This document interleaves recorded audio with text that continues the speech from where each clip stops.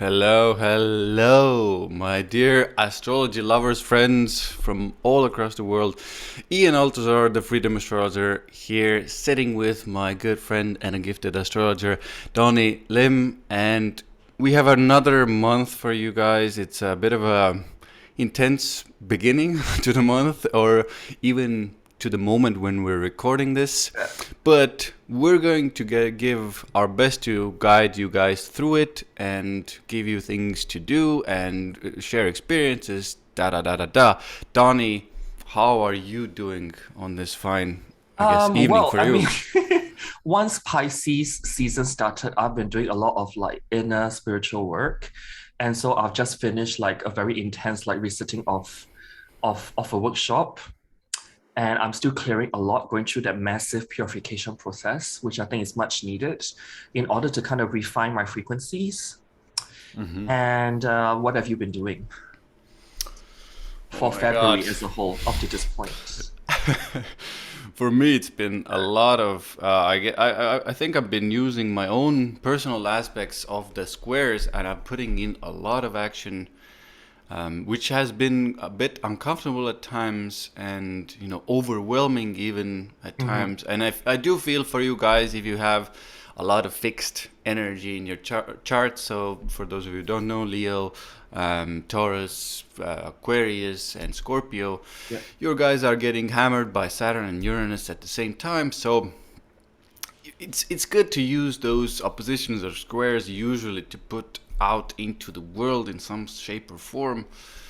And I've been doing that also definitely with some of these influences, Pisces energy. I Mm. think, for me, it's also been, again, a personal aspect. I have Pluto conjunct my IC. For some of you who know and have had that aspect, it lasts for a really long time and it requires a lot of emotional mastery. It requires a lot of going deep. Like Donnie said, this Pisces energy has helped me to clear some of my emotional wounds and go dig deep and discover a lot of, actually, this is one of the positive manifestations you can use in your own life when you have this conjunction. You can use this to really dig up those gold nuggets from your past, maybe some of the things you've suppressed into your subconsciousness, and it does bring those out. It's a little, tiny bit uncomfortable, maybe a little bit more than a tiny bit, but there's a lot to discover, and good things will come afterwards when you start to do it. So don't be afraid of it. Just um, try to surrender to it as much as you can, I would Well, say. because when I think about it, all the fixed signs, if it's not handled properly, your fixed sign energies, it can lead to stagnancy. So we need to shift things along, and it may not be a bad thing because I've I've actually got quite a number of friends that got stelliums and fixed signs, and I've seen Things are how they've getting been handling hammered. not very well at all. But it makes sure it just like whoop them back in the ass and to just keep things moving because otherwise things will never really change. And I think that it started off with this Jupiter and Saturn conjunction at zero Aquarius, and then Saturn is still in Aquarius. So it's like forming all the hard aspects towards all the fixed signs. Not to mention that there's actually one more thing that's impacting the fixed signs, which is the transit Saturn Pluto direct midpoint.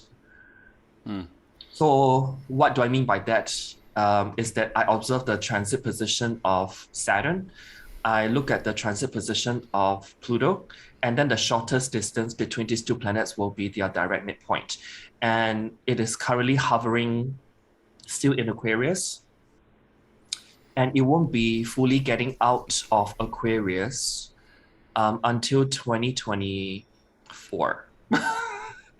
So, So guys, if all you the have fixed anything in Aquarius, well, make this actually, face. anything in the fixed signs because the this direct midpoint will either conjunct, oppose, or squaring all the fixed signs as well. So you'll be definitely feeling that if you've got planets in the fixed signs, and that will only be finally getting out of the fixed signs in 2024. So there's also not like another influence on top of that. What you mentioned earlier about that transit, Saturn Uranus square. Guys, I just want to say one thing for you personally as well. For those of you who know, looking at charts. So if you want to look at, specific manifestations that will bring, let's say for example you have a Uranus square Mercury, for example, and Mercury rules, your sixth house, or even if you just have Mercury square Uranus, or Uranus square Mercury, Right. Mercury is still your digestive system. Like this is the gut. It can literally cause some sort of sudden problems with the gut. So this is one of the things that it can happen. But also look at the house that Mercury rules. It will show you some of the places, some of these events that can be a little bit uncomfortable Oh can yeah. come I into your mean, face. if you want to map like by house, the first house will rule the head, and then 12th house, which naturally um is the natural domain of Pisces, is ruling the feet. So anything in between is like depending where which house is located in, it will have its own manifestation. Um, Yeah. you want to talk about anything that's mundane astrology, what's happening in the world? I mean, if we've been reading the news, we know what is going on lately in the news. I mean, yeah. I mean, it's kind of like I want to talk about it and I don't want to talk about it. But I think you have a couple of charts to show. I do actually. So the first one will be this particular chart, and I need to mention the where does this chart come from, because as we know, as we read from the news, Russia has already, made its move on Ukraine, and this chart is basically the time of the chart in particular is coming from the AFP, or Agence France Presse, and hence I'm using that time. So it's 5:54 in the morning local time, and the chart actually set it for Moscow. So what's really, really interesting is that if we reflect on the month of February, we do have that full moon in Leo.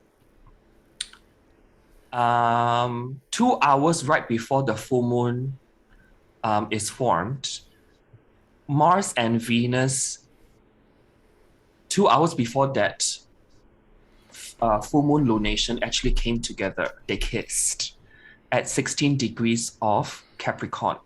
So I find it very interesting that it's very much on top of the ascendant of this chart. And Mars and Venus basically came together at 16 degrees of Capricorn on 16th of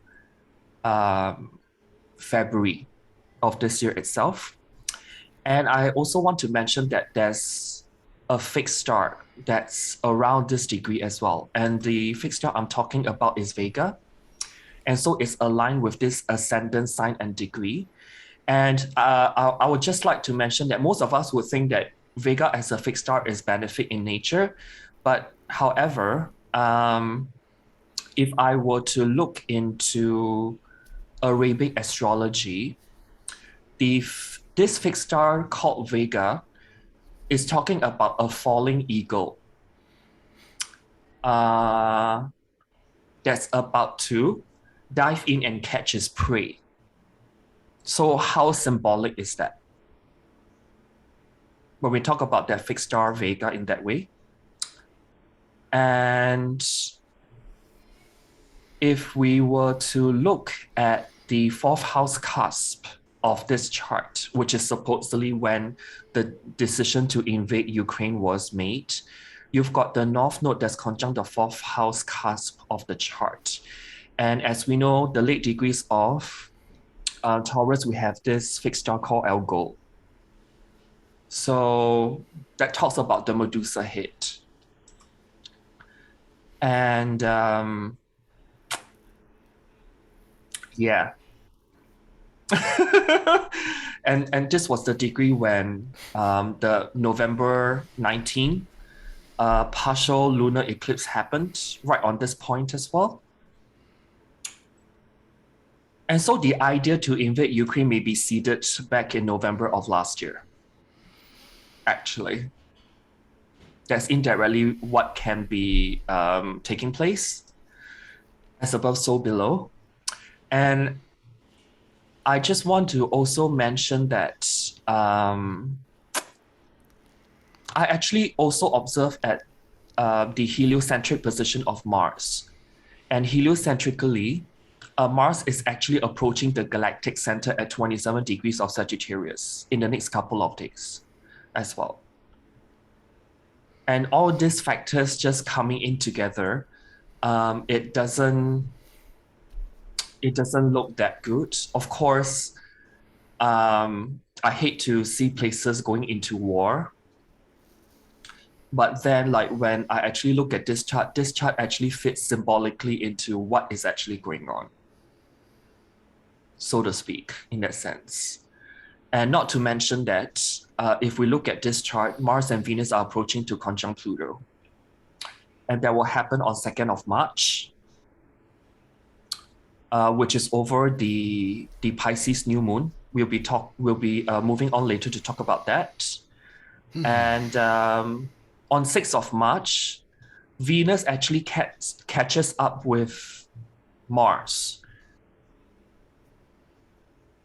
and exactly conjunct again. So I'm actually looking, pertaining to this chart, the position of Mars and Venus in particular, because it seems to be a lot of emphasis on this. And when Venus actually catches up with Mars, the tables may turn, actually. Because Venus is the mitigating or smoothing out factor. But having said that, Mars is the morning star now.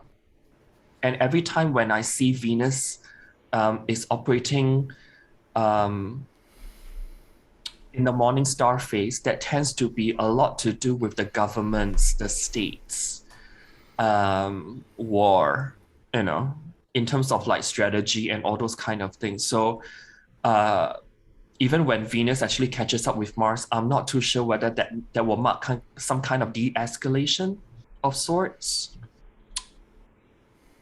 So in other words, what I'm trying to say is that this chart is, I would say I trust it with high confidence level that this can be the inception chart of the decision to invade Ukraine. In other words. Yeah, just when I look at it, what I do a lot is when something is about to happen or already happening, I usually feel it in my body as well. Even when I look at a chart, sometimes I just feel something. I have this when I'm listening to it, I'm looking at it, I just have this like almost gut wrenching, very just annoying and painful feeling in my body, in my heart, in my gut, everywhere basically. So I'm not super fond of this. I'm not liking this. When I'm looking at the chart, a couple of things I see, because the ruler of the first in my mind is, from the whole sign perspective, is in the second house as well. North Node near the IC in Taurus. These two things for me in my mind say it's there's some things there to do with the resources, attaining of the resources, attaining material resources from the invasion as well. So that's one of the things I wanted to say about this. And the algal, every time I even mention algal, I'm like, oh my god, because it's I've been observing guys list, like even mundane, every month moon is on algal. So even then in Taurus algal, it's a little bit of like the emotional lives of humans get more aggressive immediately. And when we have the North Node there, when we have the IC there, it's just like the heaviness I feel when even speaking about this, and I don't even want to say the words, like violence and bloody and these things, but they are a little bit there, guys. I just want to mention that perhaps for the next couple, maybe up to 2 weeks from now, because when I see this chart, there's a few like massive turning points. First of all, heliocentric Mars will be tightly conjunct the galactic center at 27 Sagittarius from 26th of February to 2nd of March. And on 2nd of March, we've got tropically Mars, Venus, and Pluto cluster up together as a triple conjunction. 6th of March, Venus actually catches up with Mars. So another turning point of this incident, basing on this chart, I would say is on 6th of March of that's coming up, to see if the tables turn, because Venus catches up with Mars in the case. I think I can't remember if you already mentioned. I think you mentioned the cluster of the meeting, Venus, Mars, and Pluto. I think it's on the second. Yes. Depends on where you are a little bit, but yeah, it's like one of the places I do see a bit of a, let's say, escalation, or things really churning up, burning up. Just kind of like in general, like sending my prayers to anybody who's able to listen to this in Ukraine and, get to safety, man. I mean, as fast as you can before the second hits. I mean, since we are astrologers and we look at cycles, right?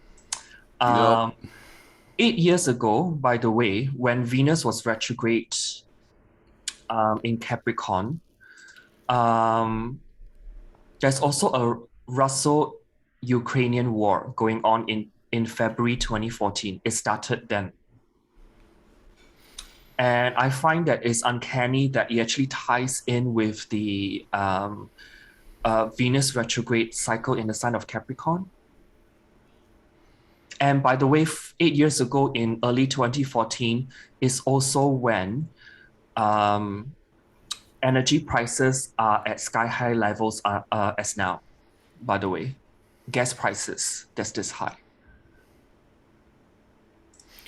Do you have the chart, by the way, up as well, of that 2014? 2014, I don't have, because No. the thing is, like, I don't have a reliable time to work off from. Yeah, And this yeah, one, yeah. I have to really dig deep. I probably just only dug this up like 10 to 15 minutes before our discussion. But also, the man of the hour, the man of the hour, which is him, I shouldn't even mention his name. But then, because I also use the technique of Venus star point by transit to actually mark out like, there's something to do with Venus retrograde in Capricorn. So it only makes sense to look at the Venus star point that's active right now. Right now, we are still living out that transit Venus star point, or VSP, at 18 degrees 43 minutes of Capricorn. And that's the energetic point when Venus retrograde quasi-meet with the sun. So that point is where Venus retrograde kissed the sun.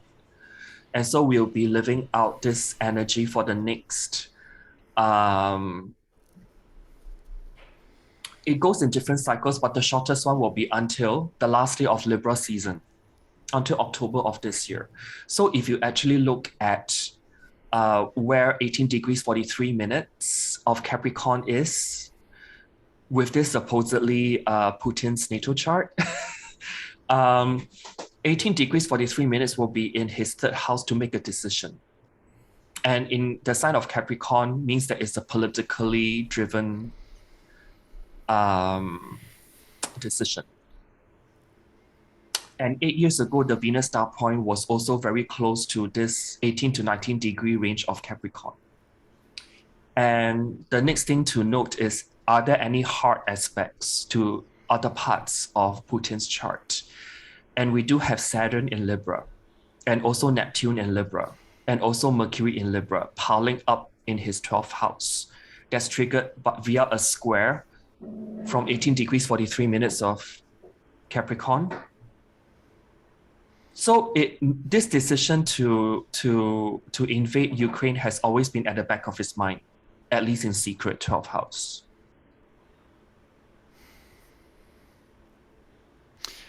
Mm-hmm. Is there anything in the other cardinal signs?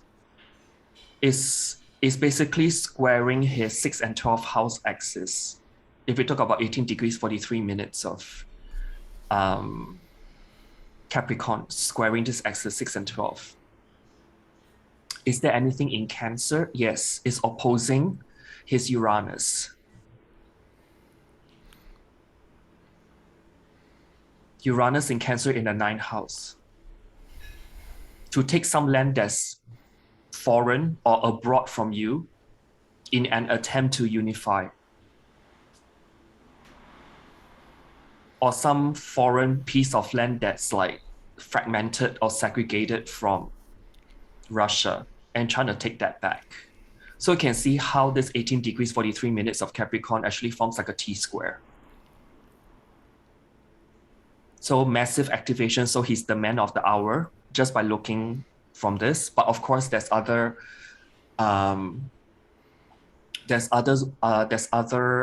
techniques that I use. And not to mention that, okay, this is a trine. So from 18, close to 19 degrees of Capricorn is actually trining his Jupiter, is to conquer a place.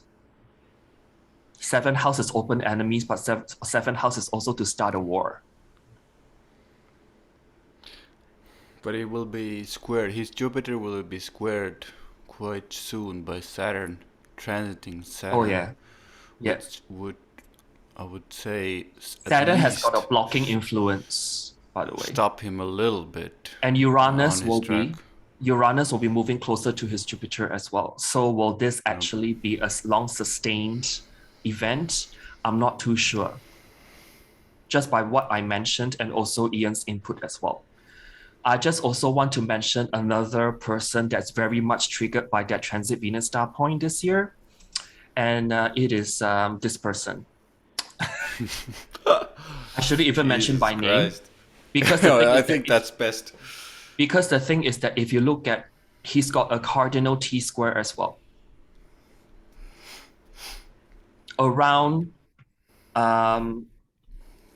Around 16 degrees to 22 degrees of the cardinal signs. And so the transit Venus star point, which is at 18 degrees 43 minutes of Capricorn, is actually activating this person's T-square. So he's another man of the hour as well, because he's very much linked to this person. What I'm trying to say is that if you think that we are already not entering into a Cold War, then you'll be naive.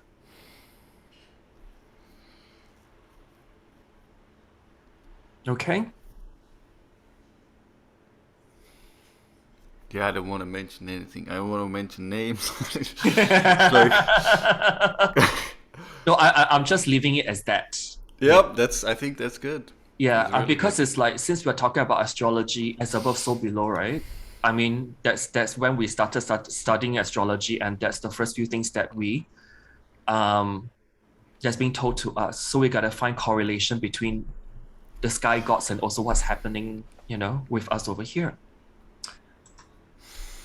So this is what I've got pertaining to the events that's unfolding and still unfolding, by the way. But I'm looking at 6th of March when Venus actually catches up with Mars.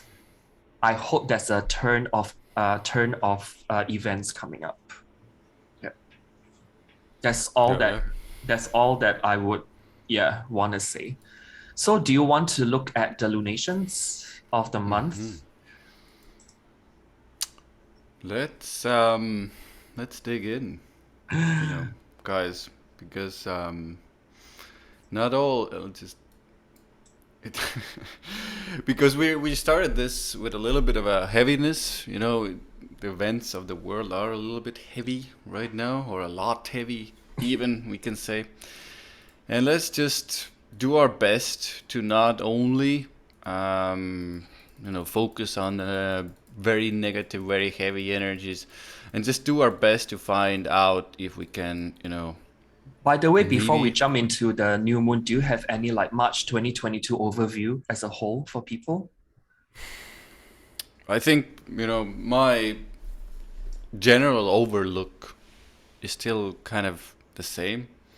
We're Okay. still we're still in the bottom of the cycle. We're still in the most conflict, most aggression, most um, people protesting, restructuring, kind of Mhm. place prices going haywire um, situation, and we're going to be there at least, in my opinion, until 2022 end.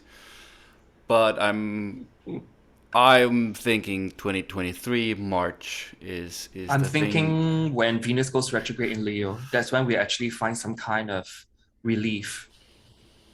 When was the date? I can't remember the date. Well, around summer, your time next year.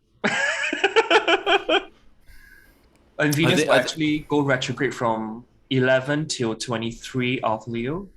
Yeah.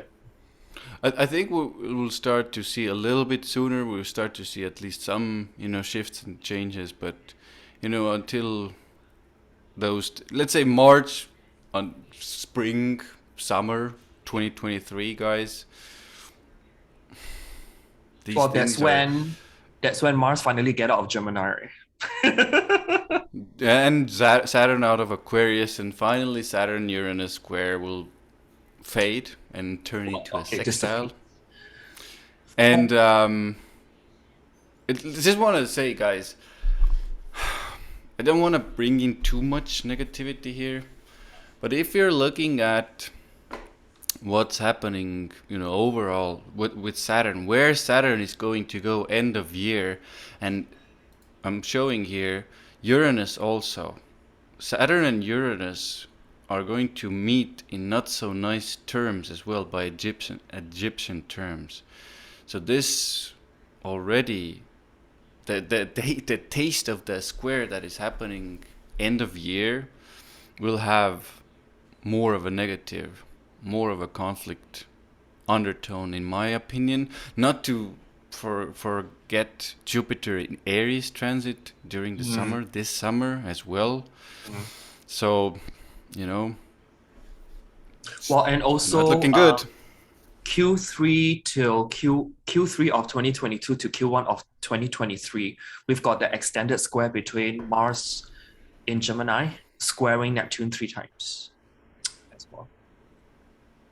So it can Mars be like retrograde. a confusing time. Yeah.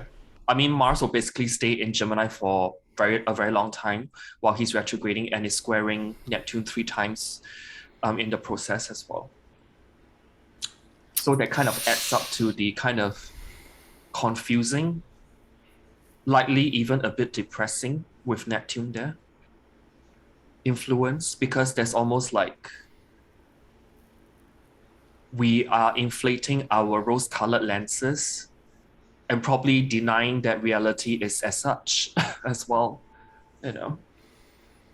But however, if I were to give like an overview of March 2022, there's some nice energies actually. There's some great opportunities to use these times to launch things, move things forward, things that you have put off till now since the beginning of the year. Because when this year begin, it almost doesn't feel like a new year to me. It's It's almost like the continuation of the same, a well, little bit. I find that 2022 finally begin with the Aquarius new moon. Actually, Mm-hmm. last month, it's almost like, oh, finally 2022 feels like it has started.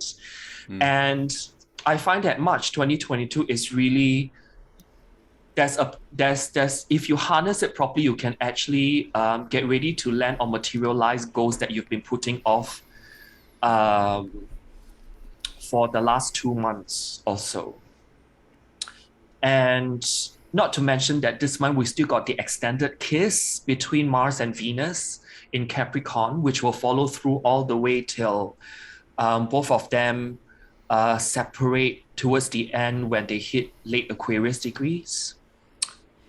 Because if you think about it, Venus actually represents what we value and treasure, and Mars represent what we put our action towards and plan towards in order to attain something. So this month in March 2022 in particular, collectively, I think that our values and actions will be very much aligned when these two planets are conjunct for an extended period of time. Not to mention that Mars and Venus are the respective rulers of the North and South node that's in transit right now. So it may bring a lot of fated events even. So we all need to observe like as long as Mars and Venus are conjunct in the sky, nodal transits will be super, super active. And depending what the nodal axis will be conjuncting for you, be it any planets in your natal chart, you may observe that from now all the way till late March even, that certain things become even more in your face in terms of fated events. This March 2022 can also serve as an efficient time to go out there and get what we want for ourselves. First and foremost, in very cool, grinding, hustling, calculated, methodical steps, in order to formulate perhaps like a defensive and conservative game plan, because when Mars and Venus first kiss each other, it happened in a sign of Capricorn, which kind of painted all those keywords for me. And that is to really ultimately grow and evolve you into your future, which is when they move into Aquarius. That is working for us on better levels, hopefully. And this is happening while we are in the midst of an idealistic, dreamy, manifesting, euphoric, and envisioning Pisces season. Since Pisces is about all what should be our end game. Pisces is not just about accepting a concrete reality as is. So there's this background of like manifesting energy, which is Pisces as well. And as I mentioned earlier, Venus is also in a morning star phase. So she knows how to initiate things on top of connections with more of the physical world and sensations, with an increased likelihood to feel internally complete as well. And so if I were to combine Venus as a morning star and traveling with Mars for much of March 2022, there's a natural tendency for us to, or enhanced ability for us to know how to operate in the physical world, to get things achieved out there for ourselves and accomplish things. And it's easier for us to accept the mechanical nature of things as well and become aware of the needs of the material world.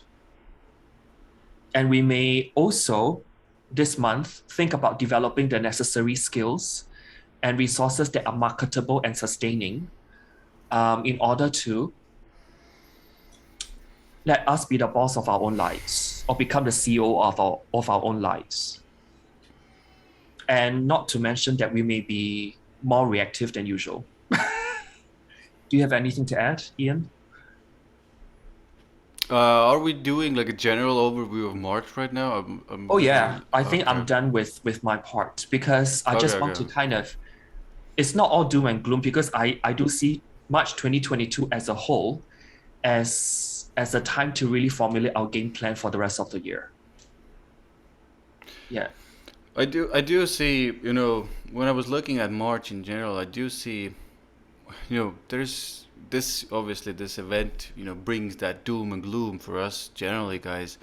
But there are Sun Jupiter conjunction. Even when we're looking at that gives us a little bit of a boost right now. Even Right. beginning of the month, it gives us a little bit of a tone for the month ahead as well. It gives us, I would say almost like a unifying, coming together kind of boost in this mess as well. So I do see people coming together and believing in almost like the global. I don't want to say globalization, global, but it's almost like I see a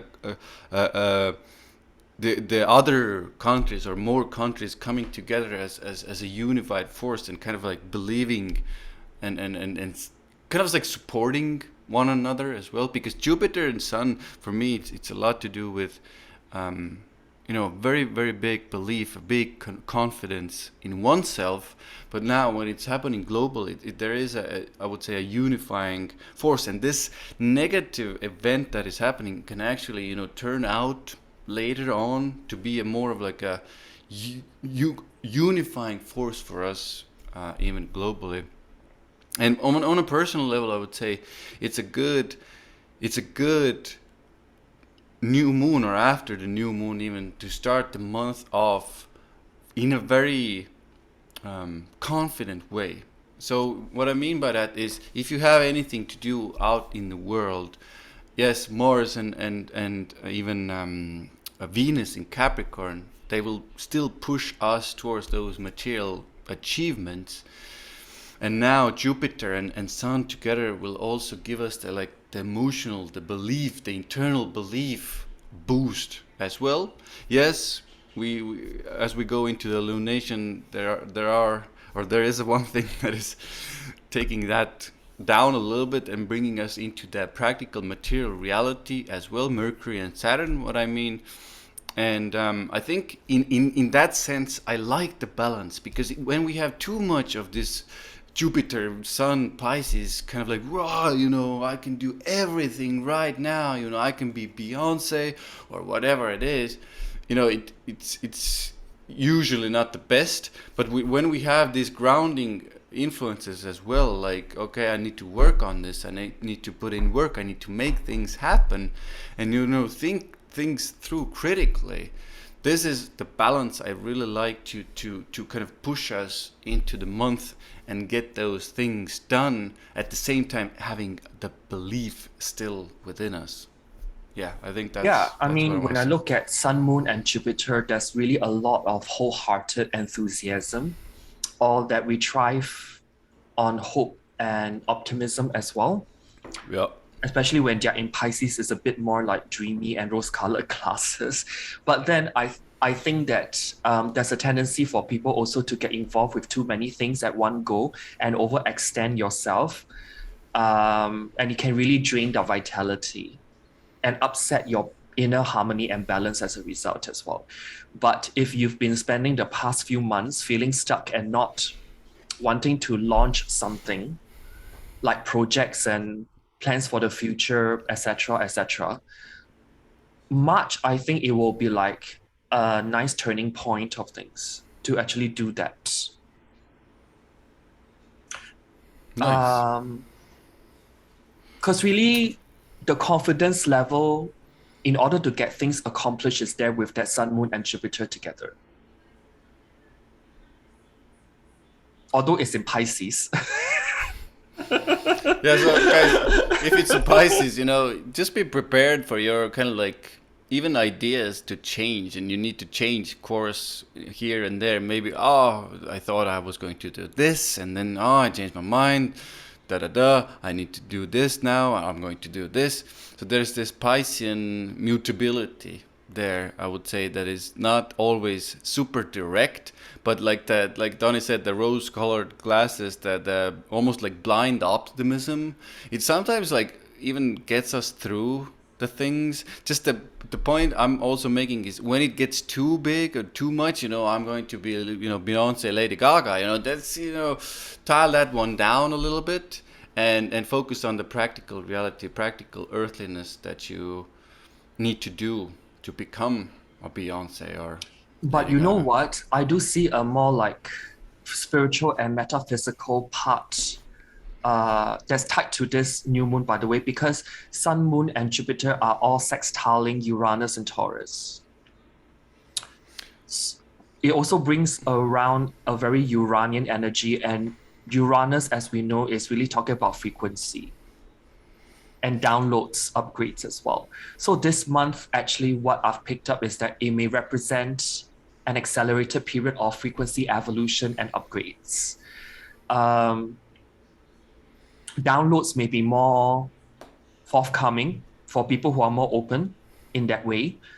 I would say March is a precursor to April next month. Because when I look at slightly forward into April 2022, there will be a very huge spiritual and physical tsunami or flood that awaits us then with the imminent Jupiter-Neptune conjunction in late Pisces in April. So now it's just like the teaser or the prelude of sorts. And when I think about this new moon, there can also be like a dropping of the level of mandates that's imposed of us because of that sextile to Uranus as well. Like you're more free in a way. Yeah, luckily Saturn and Uranus are separating as well right now, or separated. Let's put it that way. Enough, I think, for us to be more liberated, for us to have more freedom in society. But like what Donnie said, I think I really want to mention this part as well because Pisces new moon, even if there's less influences, but we have Neptune, we have Jupiter, we have everything. The cluster is here in Pisces. Like this is the guys. This is the time. If you're a little bit even open to messages coming, spiritual energies coming, healing energies coming, like dreams. Like this is whenever I see a new moon in Pisces or even a full moon. Both are in my mind pretty darn good for these things, like dreams, super vivid dreams. I remember one.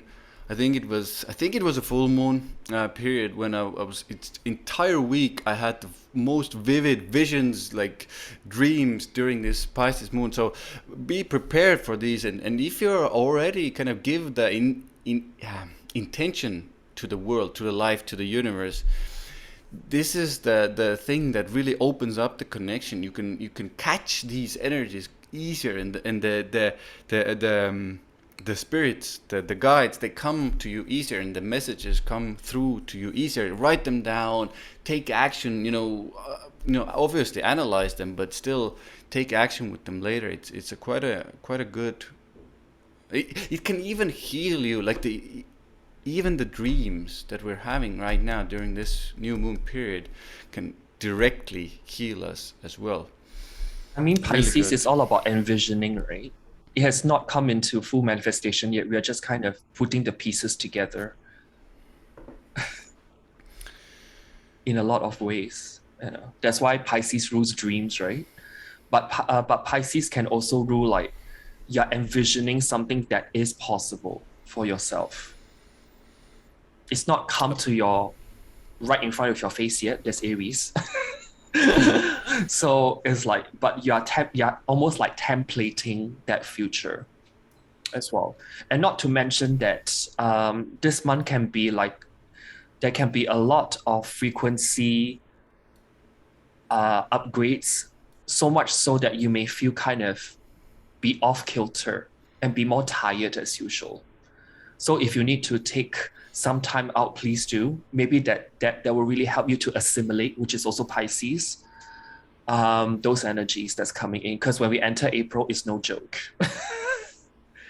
One more thing I want to mention, because Uranus is also shocks as well. And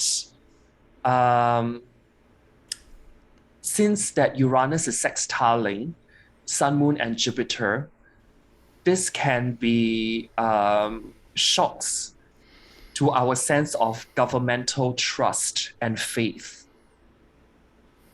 as well. Because if I were to pull in that Mars, Venus, and Pluto is actually in semi-square or 45-degree aspect to the Sun, Moon, and Jupiter. That is in turn sextiling Uranus. So some kind of shocking event that Uranus can really shake our sense of trust and faith in current governmental abilities and powers to actually look after us as well in this process. A little bit about time, maybe. But you know what? This whole year, if I were to just sum it up, this new moon actually says a lot because more revelations and revolutions will unfold as the months go on in 2022. And nothing says revelations like Pisces and revolutions like Uranus. And they are in sextile. Planets in Pisces sextiling that Uranus. So this one can be revealing a lot of revelations and even revolutions of sorts as well. Yeah. I really like that because I really want to tie in this thing here and this thing to hear what you're saying as well, because first and foremost you said revelations and things coming up. I really think for us and for everyone basically that the Pluto Mars Venus conjunction, yes, it will bring, you know, the negative side of that whole cluster is, you know, definitely I when we're talking about personal things, relationship on a personal level, I do see a aggressiveness in relationships, more fights, more arguments in relationships, even things coming to light in within relationship areas, you know, like maybe you discover something about a partner, maybe you discover something about, even on a general level, maybe we discover and things are brought to light to us about men in general, some powerful man in general, or a powerful woman in the world in general, things that, you know, were hidden under the surface. So I do see, you know, these things, these revelations brought to us as well. On another note, you know, when we're building up to this new moon, I forgot to mention this before. When we're building up to this new moon, also Mercury is building up to Saturn, conjunction aspect. Whenever these two meet in conjunction or hard aspect, I would say as well, it is a time of fear generally, because Mercury is our minds and the things we think about. So Saturn is blockages, fear. It does bring, you know, this, yes, critical thinking at best, but most often what I've seen, especially during the markets, on the markets, financial markets, is like, because people are experience so much fear, and right now because of the war, you know, literally because of the war, you know, the markets usually take a tumble as well. In this case, and I think we are already in correction territory, right? We're already seeing it, so right. it's not like the. But I think what I see here is before it gets better with this one, with Jupiter and Sun after the new moon, so after the second, it might take a little bit of a tumble, and quite an extreme one, because Pluto, Mars, Venus can also mean, you know, things going a little bit crazy with the financial markets, with banks. So I know already there, you know, kind of money runs on Russian banks, and who knows, hopefully here, everywhere else, it's a little bit easier. Maybe not, maybe yes. but like the thing I'm saying here, guys, is things will be volatile. Things will definitely be volatile. Volatility always brings opportunity for those of you who can see it. But the general thing I see here, building up to the new moon, things will get quite pessimistic because of this. When the new moon hits, Mercury will start to separate, and Sun Jupiter conjunction will start to get exact, which brings the optimism. So I think it can, for these brief moments there, it can, after the new moon, can bring spikes up as well, because there's opportunity there. You know what? When I think about Mercury and Saturn conjunction in the sign of Aquarius, pretty much it talks about the attempts of suppression of free speech and press as well, particularly in the sign of Aquarius. So I would expect more people who are awakening like, hey, the government's not your mate. And so people might actually jump ship to alternative Aquarius platforms as well. But Like if, crypto platforms, like, for independent. example, there's alternative platforms to Twitter, if you feel that Twitter has been too oppressive, for example. And but when I think about that conjunction, if you use your logic and reasoning mind to look at the facts in a very detached way, Aquarius, you may be able to deduce conclusions for yourself accordingly. And it's very much out in the open if you look at the facts, which is like Saturn. Yeah, but I think this is like the good part of this. You can really look at the facts, guys, Yeah. with this conjunction and really dig deep. But it takes work and it takes time, Saturn, and it's, it doesn't come on its own. So dig deep, put the facts straight up. And one thing I forgot to mention again, there's so much I want to say, because so much happening here, guys. Yeah. And the conjunction is still the triple conjunction we're talking about also at the same time is I maybe scared you a little bit, all the fights and aggressiveness with the relationship, and this involves friendships and business partnerships as well. So, but it's I remember we talked about it with Donnie in the previous month as well. This is a time where, and now when we get closer to Pluto, closer, this is the time the truth will be revealed about partnerships, romantic business relationships, and you might even find out something about the business partner, for example, that maybe not be the best one. And that's the time also to make the clean cuts here, because we have the Mars, we have the strong strength of Mars still. We can, with the help of Venus, we can see the both sides of the story as well. So it doesn't have to be, a very emotional breakup. If it's the right thing to do, you can dig deep and, really see the truth of what is. So then you can cut it off. But let's say if you're in a long-term committed relationship, this is a time, definitely some difficulties can come up here.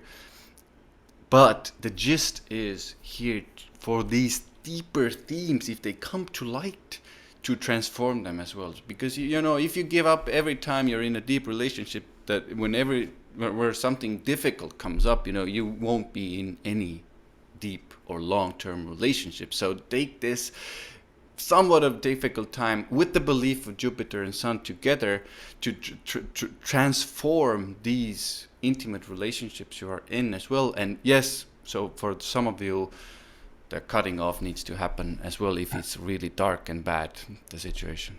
When I think about that Venus, Mars, and Pluto conjunction,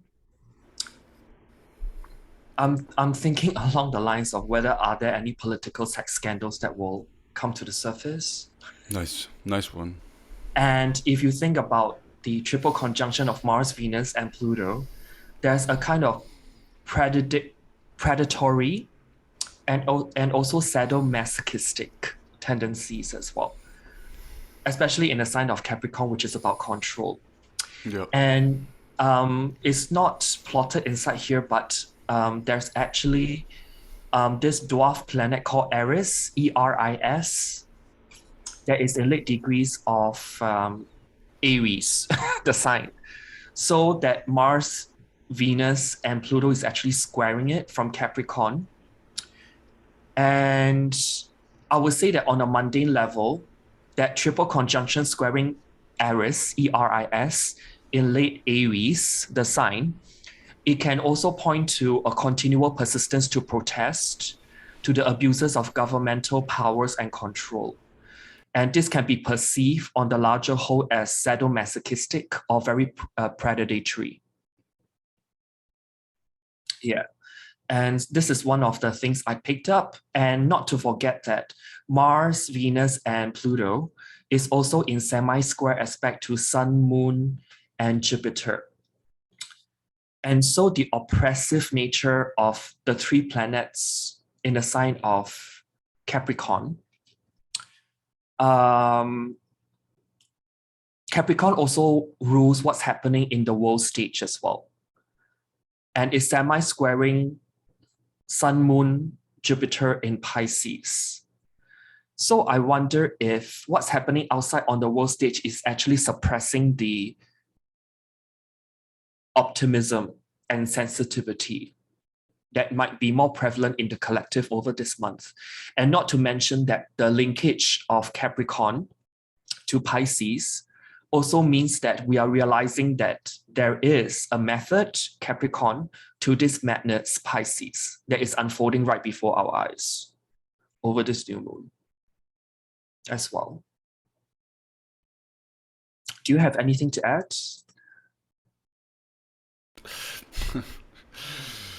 Almost always to this, but considering everything that is going on, yeah. So it's like a mixed bag, but it's a very mixed bag, guys. But if we actually use it properly, because when I rethink about Mars, Venus, Pluto, we can get a lot of projects off the ground. One thing I think I need to address here, I think two things I want to even because it's obviously the general things that Donnie mentioned, like the predator and the sexual stuff. I think that's going to be revealed, yes. But on a personal level, if we're talking about our sexuality in relationships, this is also going to be very, the baby making time is here in a way. This is going to be a bit of a sexual energy. Let's say formed long here and as well. Slow Capricorn. Yeah, it's like I think I wrote something about like planned sex nights or something because it's so orderly in Capricorn. But like the deeper level here, what Pluto hopefully will reveal in our personal relationship is like the deeper layers of sexuality we have inside of us as well. And to transform these, are we exhibiting healthy habits? Are we using our sexual energy in a healthy way? We need to see it really. I would say Pluto won't make it as comfortable as we would wish, but it will come to the light. Now the second part, because the Venus is also there, our worth really under the microscope. Like, what are we really worth? How much effort I'm putting in? Am I putting in too much? Maybe, Pluto will show you that into your face as well. And then I think Mars will help you take the necessary action of like, okay, so this is the place where I'm like not properly valuing myself, cutting off or making the necessary ambitious changes. And this is like the other part. Okay, maybe this is where I'm okay, and I'm following this direction clearly and clear cut in a Martian way. So I think these themes will also play out for you. Just take note of any potential relationship power trips that may occur at this point because Pluto is there. Yeah. But otherwise, if you think about the overall picture, particularly that triple conjunction of Mars, Venus, and Pluto, very profound romantic and sexual healing as well, if you're looking at that. And if it's in Capricorn, it could be a potential trauma because there's Pluto involved that may be seeded way back when, Capricorn in the past, due to some form of abuse as well. And since all three planets in late Capricorn is in semi-square to Sun, Moon, Jupiter, I would go on to say that maybe like therapy clinics might be more crowded than usual. If people are seeking to heal in some way, shape, or form. Because March 2022 is that healing energy, which I see. I think we definitely have those opportunities, guys, and it's like the belief is there, the energy is there. It's not going to be only comfortable. It's going to need, Mars and Pluto together. That digging deep and finding that strength to still do it, even if it's uncomfortable. But the healing possibilities are there. Just don't get too jolly and get drunk, Pisces. Because that semi square to Mars, Venus, and Pluto, you may get more than you bargained for. Yeah, you might you might find yourself in like a dominatrix dungeon or something Oh like no, that. you may be wrongly accused of rape. Oh my God, yeah, that's even. Oh yeah. Because when I see the configuration, especially Sun, Moon, Jupiter, all semi-squaring the three planets in late Capricorn, you might get wrongly accused. So, packers in your pants. and just make sure that you're making very sober decisions and not let the the alcohol take over you and make poor decisions from that. to bring things back to a lighter mood, Yeah. Yeah, and if you find yourself in a dominatrix dungeon, just do your best to enjoy yourself and transform your sexuality or something. The possibility is there. But if you think about it, the same 6 planets in semi-square, it can also be realizing another part of your sexuality that's left undiscovered till now. Exactly. I think this is like the highest thing or highest possibility that can happen for us guys, and to even heal some trauma, like Donnie said, or because I want to maybe mention because it hits both the masculine and feminine energy, but usually in my experience what I see is women usually hold more trauma in their sexual organs and bodies, and I feel for you guys, and don't leave out the men too. Yeah, I mean men too, definitely. No kind of like playing favorites, but this is because I've been in the world of tantra, and that energy kind of, in my experience, if I'm putting a percentage on it, so I'm saying more usually harder for women to transform, and I see opportunities definitely here, guys, for you as well, and the healing energy is here to release some sort of past traumas, even sexual traumas. I think it's also like, just because men don't talk as much about it doesn't mean they're not victims as well. I just want to bring this to the forefront because Totally. I do have some male clients who actually suffered some things that I don't want to elaborate here because it's their business, but I would say that it also boils back to toxic masculinity, that boys don't cry, boys should just suck it up and move on, whereas all those traumas never quite go away, does it? So I just want to like level out the playing field, to just kind of like, I do have clients and I've seen like how much pain that they're going through on a day-to-day level during like sessions. But having said that, I would say that this new moon is, although it's a mixed bag, but the potential is huge if you utilize it and manage to even incorporate the 6 planets in semi-square. So guys, learn to use your sexual energy in the proper way and channel it in healthy ways to generate within your body, and to put it out into creation in healthy ways, and to share it in maybe sacred communion, but communion with others, or the chosen partner you have. That's what I have. So do we want to move to the full moon? We have a full moon. Oops. Put hours. I think it's on the 18th. Yeah. Yep. Put the hours on. And we are here, and 23. Okay, a little bit more. So the full moon will actually happen later on in the month. Boop. It can be 17th or 18th, depending where you are, because for Estonia, it happens in the morning. In the Americas, it's still at night on the 17th. So depending where you are, 17th or 18th of March. But then it happens at 27 degrees of Virgo, where this full moon will happen. And as I mentioned earlier, I think last month, since we got back on air, recording the monthlies, that from now all the way till that total lunar eclipse in middle of May of this year, all the full moons will be happening in the last few degrees of the sign. And so if you got planets that's in the last 5 degrees, for example, of a sign, every subsequent full moon will be expecting whatever planet or angle that is in those degrees. So that's on the bigger picture. And what do you have to say about this Virgo full moon? Quite a lot. Go on. But so first and foremost, we got it in Earth sign at least.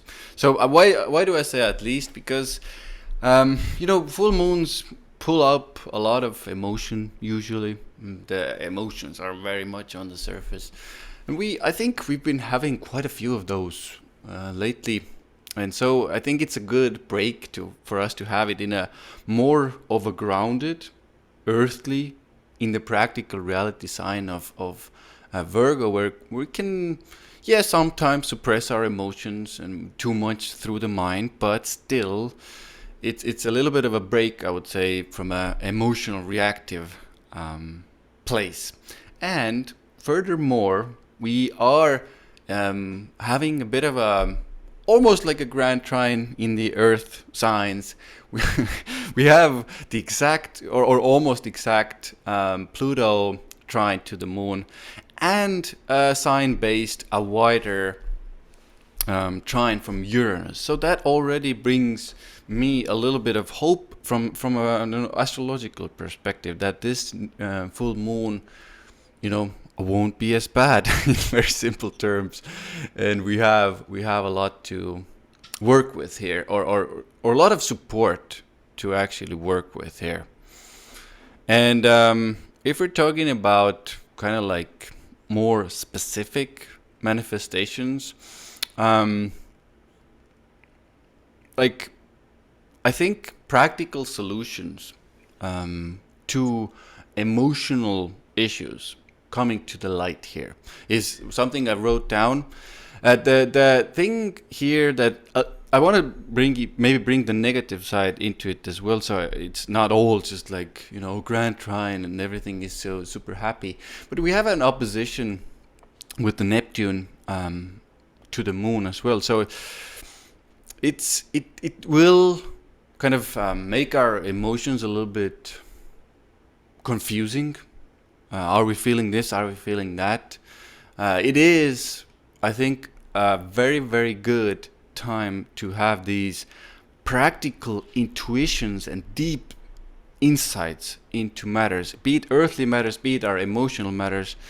It depends a little bit where this full moon is happening in your natal chart as well, but in those areas we'll have this great opportunity to have these practical intuitive insights into practical earthly matters. This is what I wanted to start off with. If I actually think about this, go ahead. If I actually want to talk about Virgo as a sign, it's actually part of the Virgo Pisces axis. So when I think about Virgo full moons, there's something about to be illuminated, and particularly under this full moon, it may actually make you question about the minutiae and the infinite in your life's direction. And that is almost like illuminated right in front of you. And when I think about Virgo Pisces axis, it's also the axis of imbalance. So under this influence of this full moon, something that's out of balance will be shown to you in an attempt for you to let go of existing patterns of operation, which is Virgo, in order to draw out the necessary boundaries for you to declutter. What do you stand for? What do you no longer stand for? And streamline those existing process in your life as well. And if I were to talk about the sign of Virgo and also a full moon, it also may be a time of heightened accidents, heightened possibility of life-threatening illnesses. But it also presents a perfect time for you to have spiritual healing on many levels as well. Those themes may all be flagged up. And those can actually shake you out of a deadening routine and put your life into perspective. So you may be asking yourself questions such as, is my job, Virgo, missing something? Or can I achieve a great connection or purpose with this? It's almost like you will strive to kind of have a more soulful work approach and a deeper engagement with life as a whole. And these changes can either be subtle or in your face as well. In order to kind of emphasize the need to also tend to your soul's needs. Because we do have on the opposite side of the moon, Sun, Neptune, and Jupiter as well, or in Pisces. And if I were to look at where the Sun is, which is in late Pisces, Pisces, I can think about words like boundarylessness. Oh, yes. Illusion, confusion, delusion as well. And when I think about this full moon, actually there's a kite formation that is formed as well. Because on one hand, we've got the grand trine of North Node, Pluto, and the moon. Oh, yeah. Mm-hmm. And then the sun is on top of the kite formation. Mm-hmm. So now let's kind of dissect that trine of the sun with the South Node in Scorpio first.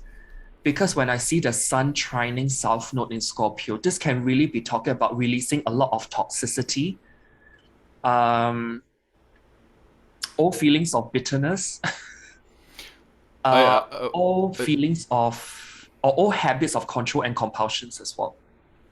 Yeah. I want to say this because I think really ties into what you're saying.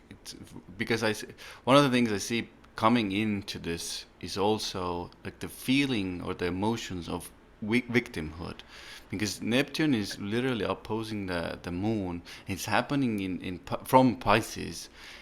So and Virgo at some stages can get, if they pick up too much from others. I won't get into that right now. But the almost like the full moon is coming in, and then some situation can present itself to you when you're kind of like emotional, feel, oh, I'm a victim to this, to that. But luckily here for us, I think the support or even it can be victim to some sort of emotions triggered by some sort of practical earthly situation that make you feel inside like you're a victim to that situation. But luckily here in this case, I think we have enough support from the trines, the Pluto, and Uranus a little bit to get us through it and to transform those victim kind of mentality, feelings, thoughts, ideas to more power, and see later on after the full moon how actually the situation can help us. Well, you know what is really supportive as well over this full moon is that Mercury sextile Uranus, and Uranus at the same time is also squaring Mars and Venus as well. So when I think about all these configurations on top of the kite formation, this may be a very good full moon to break a habit that's destroying you from the inside out. This can be an addiction. So if you want to sign up with a 12-step program or check into the clinic to get yourself therapeutically analyzed and work through certain deeper set traumas, first of all, that Earth sign-based grand trine can really be helpful, particularly between Pluto, North Node, and the Moon. And then everything is arrowing towards that tip of the kite, which is Sun and Neptune as well. So if you have a very long held addiction issue or destructive behavioral pattern in which you want to set yourself free, it may be a very good one, or should I say the perfect full moon lunation to enter that as well. I very much agree. I want to add one thing that I figured out now for some reason. This is I know I don't know even know why I'm laughing, but like it can even be that you're coming into this with all of that Pisces energy and that what you're doing. Maybe it's an addiction. Maybe it's something you're doing in secret, private addiction, and that can even make it feel like you're the victim of something. Yeah, But now, helpless. like Yeah. helpless, and Oh, now, like Donnie said, it's a time where you're like, oh my God, I'm tired of this. I need to take charge and take action to solve this issue, and I'm kind. Taking the practical steps, practical earthly action steps to get me out of this and get me through this if you think about what Virgo problem. stands for, Virgo's desire is really about definition. What is? Define it.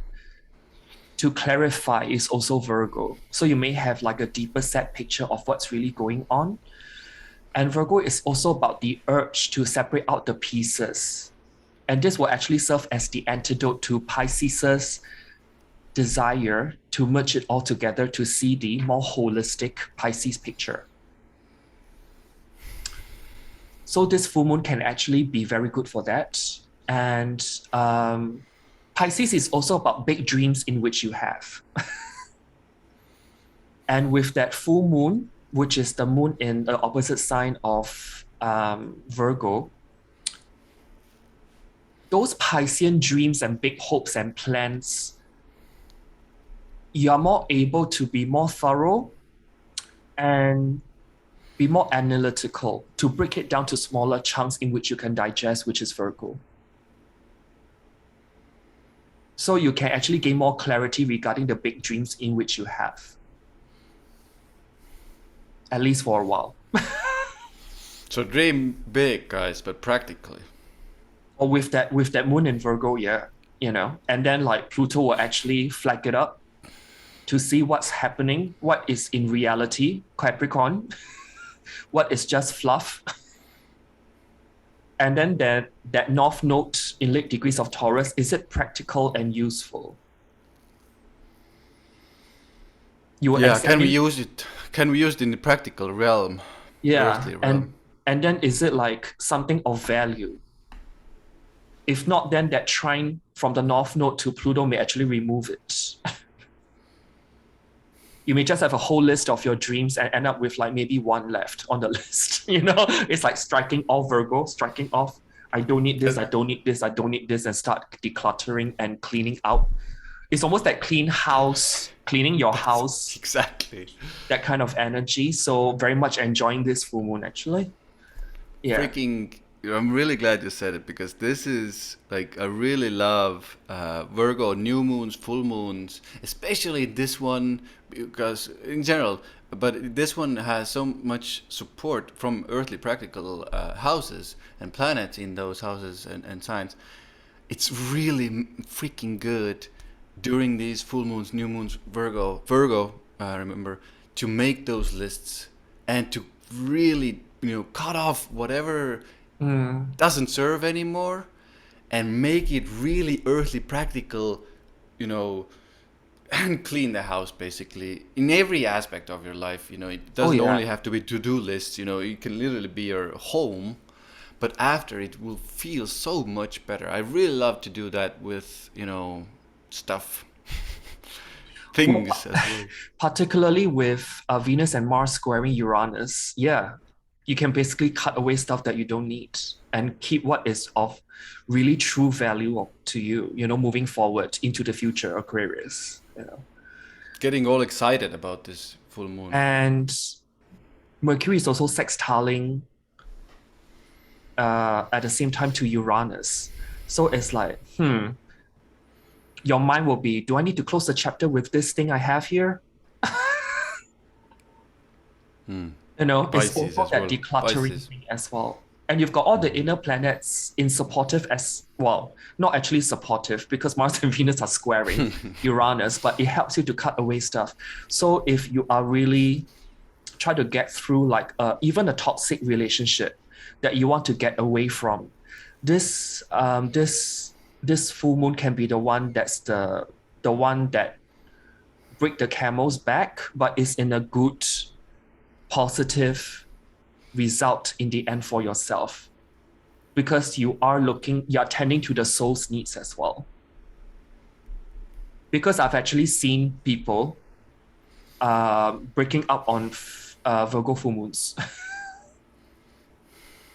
More than usual among all the full moons. I'm kind of surprised, but when I think about it, it makes perfect sense, because you are doing what's practical, Virgo, earth sign, in order to let go, finally, which is the opposite sign of Pisces. You know what I mean? It's like ending that chapter in order to kind of clean yourself from the inside out. Yeah. It can also be that some imbalances come out, you know, because of that Virgo, and you see those imbalances in those relationships, like who's doing what and who's doing more, and you know, maybe the one isn't prepared to balance it out, and then because when I think about therapy, I think of Uranus as well. So that Uranus squaring Mars and Venus, it can literally be couples therapy if you need to. And with that, astrology, yeah, or like that, synastry composite, you know, and with that there. Mercury sextiling Uranus, you will gain that insight in which is previously hidden to you.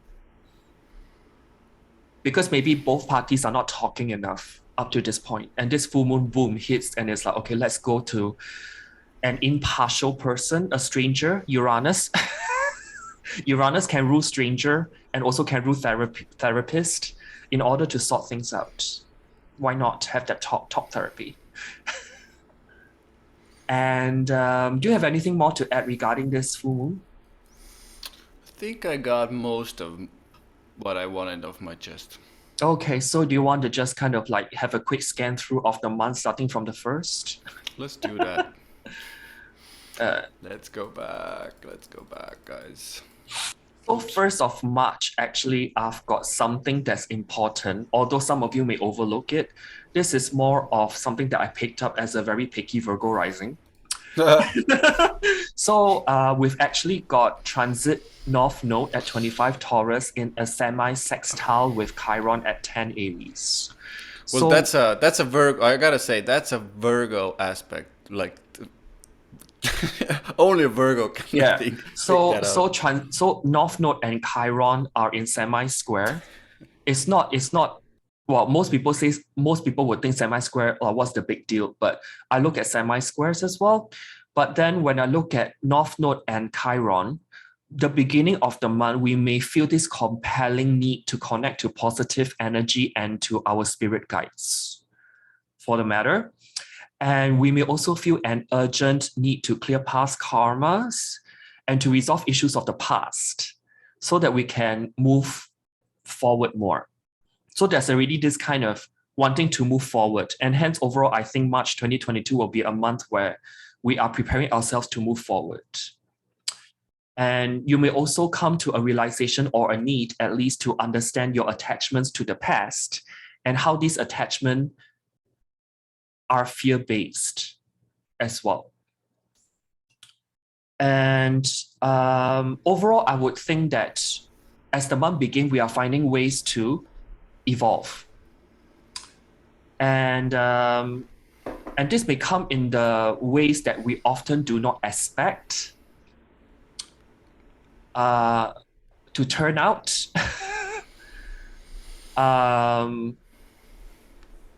But then those processes in which we engage in that so-called unexpected,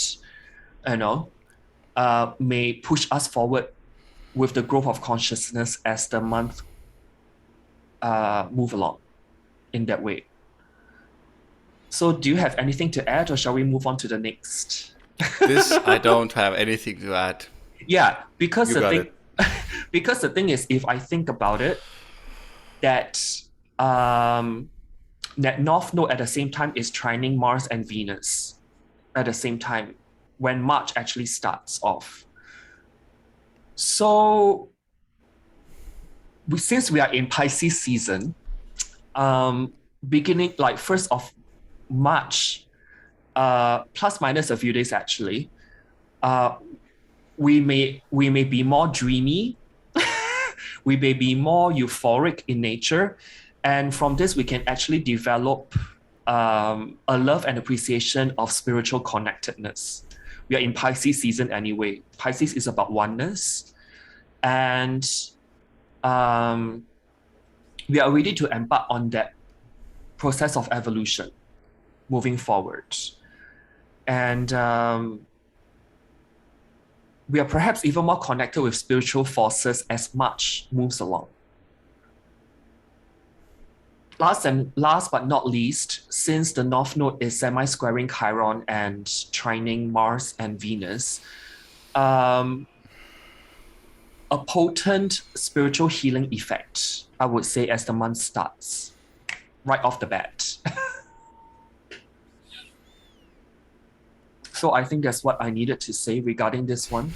That's right before the new moon, by the way, in Pisces. Although we've actually talked about that.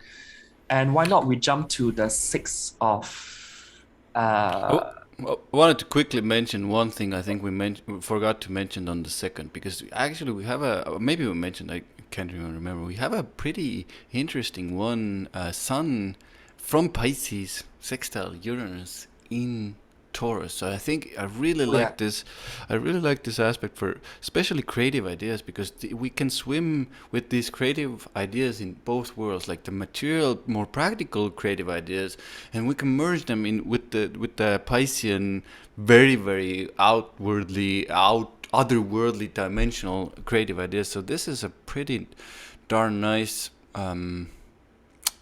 aspect, I would say, for those things. I always like a sextile between Pisces and Taurus, because that way you can ground it. Exactly. You can do something with it. Yeah, definitely. And you want to move on to the 6th of March? I'm really looking forward to this date. This is because Mars and Venus will be ingressing into Aquarius. And I've mentioned before in last month's video, I can't wait for 6th to 7th of March to occur, because Mars and Venus will get out of Capricorn finally. Because if we were to look at essential dignities, first it was Mercury, and then Mars and Venus, they're all placing Jupiter into fall by essential dignities. And once first make it a little bit better. Sorry, yeah. Yeah. So first is Mercury that moved out of Capricorn, and then now it's Mars and Venus. So in other words, inner planets are not putting Jupiter in Pisces into fall position. So we may be attuning more with the optimism that Jupiter offers finally as a collective, at least in the way we relate to each other, which is Mars and Venus. So when I think about Venus in Aquarius, really is talking about enjoying unconventional and odd relationships, gives you more freedom in the process, and also you have a chance to express your individuality. And we may not be as physical. We may enjoy more talking than touching. You know what I got? You know what I got when I was looking at this? I think if you brought that theme in, I can say it and you can continue. I was looking at this. I was like, it's okay. These are good. These are together. Like friends with benefits type of friends situation. With benefits, yeah, can happen here. But on the overall, like just normal, like people on the whole, it may be more that they are floating more on the mental plane, because we're talking about air sign Aquarius, anyways. Totally. And last but not least, you enjoy being in a group of friends, and those can be friends with benefits, Exactly. And but Mars in Aquarius can actually be fighting for causes. There's a sense of unpredictability when Mars and Venus ingress into Aquarius. And I would even go on to say that there may be some emergence of leaders, like a group leader figure of sorts, that may be like striving towards some kind of humanitarian causes or social causes that may be brought up when this happens. Last but not least, since we're talking about Aquarius, it's about the rebellious energies. But you know what? We are able to get a lot of things done because Mars and Venus, when they're always together, I see this configuration as efficiency. Because your values, your value system, what you treasure, and your action and formulation of those plans are in line, which is Mars. So you can get a lot of things done. And Aquarius is a very fast sign as well. So you may get even a lot of things, boom, boom, boom, boom, boom, out the door. But when these two planets are like still in the sign of Capricorn, in the same sign as Pluto, things can be a bit more dreary and just like it's a drag to move stuff along. And but having said that, the best effective solutions you will find that when Mars and Venus are in Aquarius is that you may want to adopt a wait and see observational attitude towards things. Because when I think about the sign of Aquarius is the wait and see thing.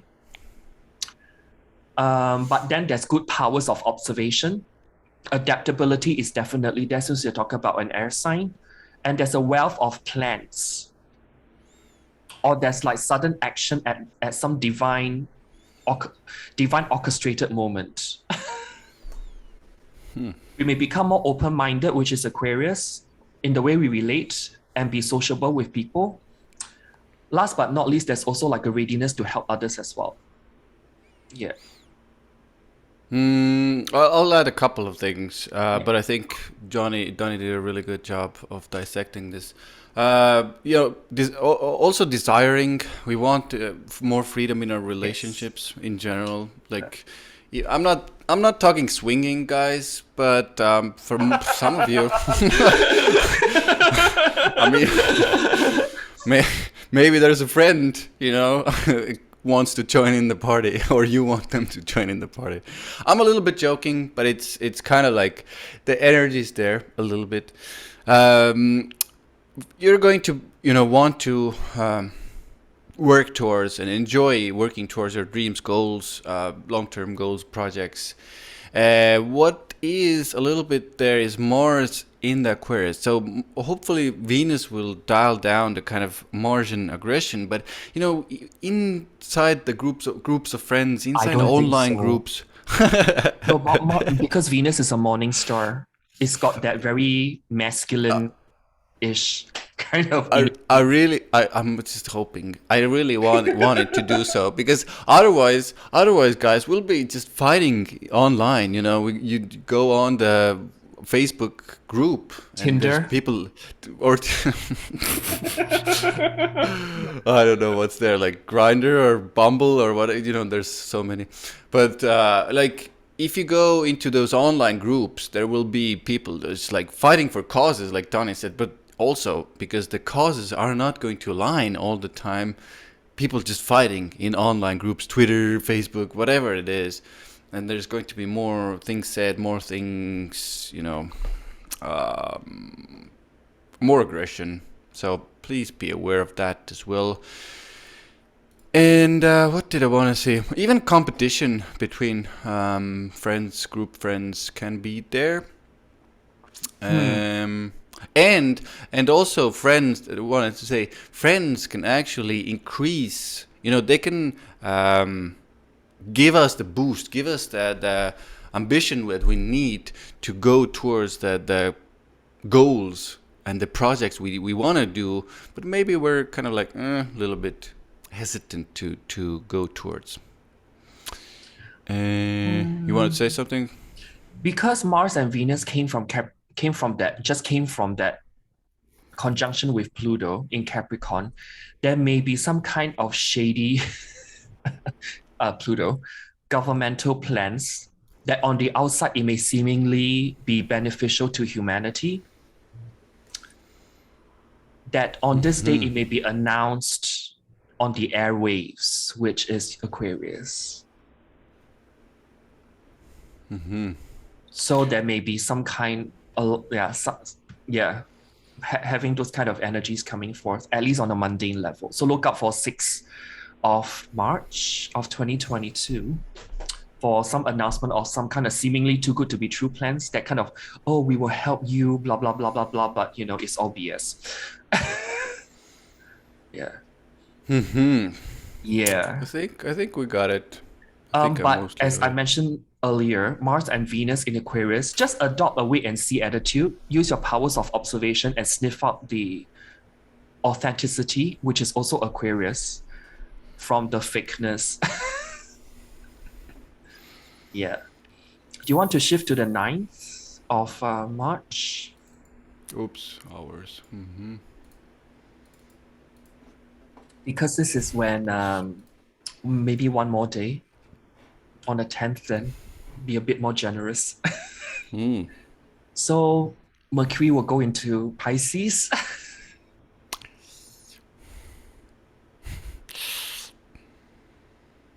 That's Now, how I feel about it. Don't be shady to those with Mercury in Pisces. Yeah. Oh, I mean, one of my good friends has Mercury in Pisces, and they're very much aware that they can be, a little bit floating in the clouds Wishy-washy. at time. I don't want to say. I don't want to say. Yeah, Mercury in Pisces. It's also first quarter moon. I had in my notes March 10th. So whenever it's first quarter moon, everybody's so busy with everything.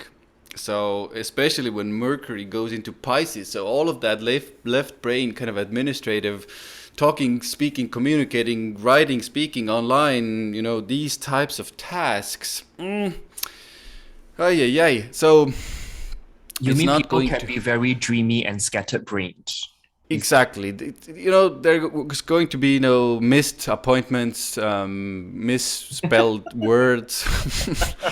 But I don't. Let's not go maybe too much into the negative.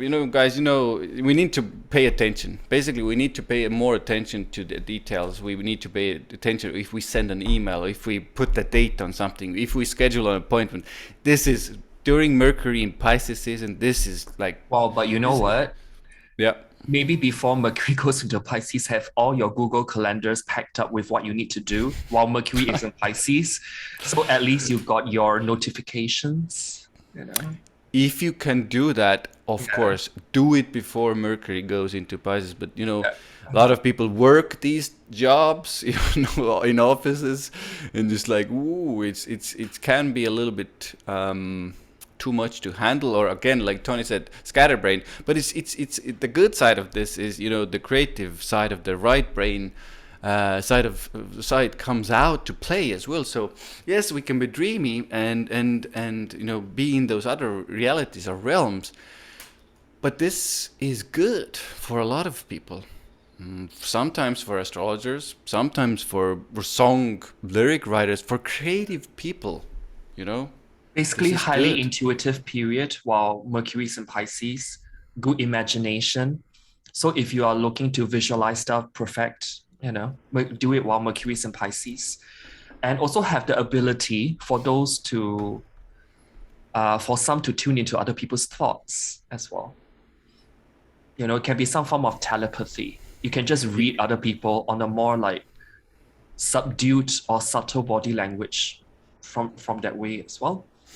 This is I think really good, because that friend that I have with this position, they're like have this thing where they like just from out of the blue, some idea comes into their brain, and they're like, "Oh my God, this is happening to this person," and they take their phone and send a message. "Oh, are you okay? What's happening to you?" This is one of the things that can really manifest during Mercury in Pisces season. Like, oh, I should and do it.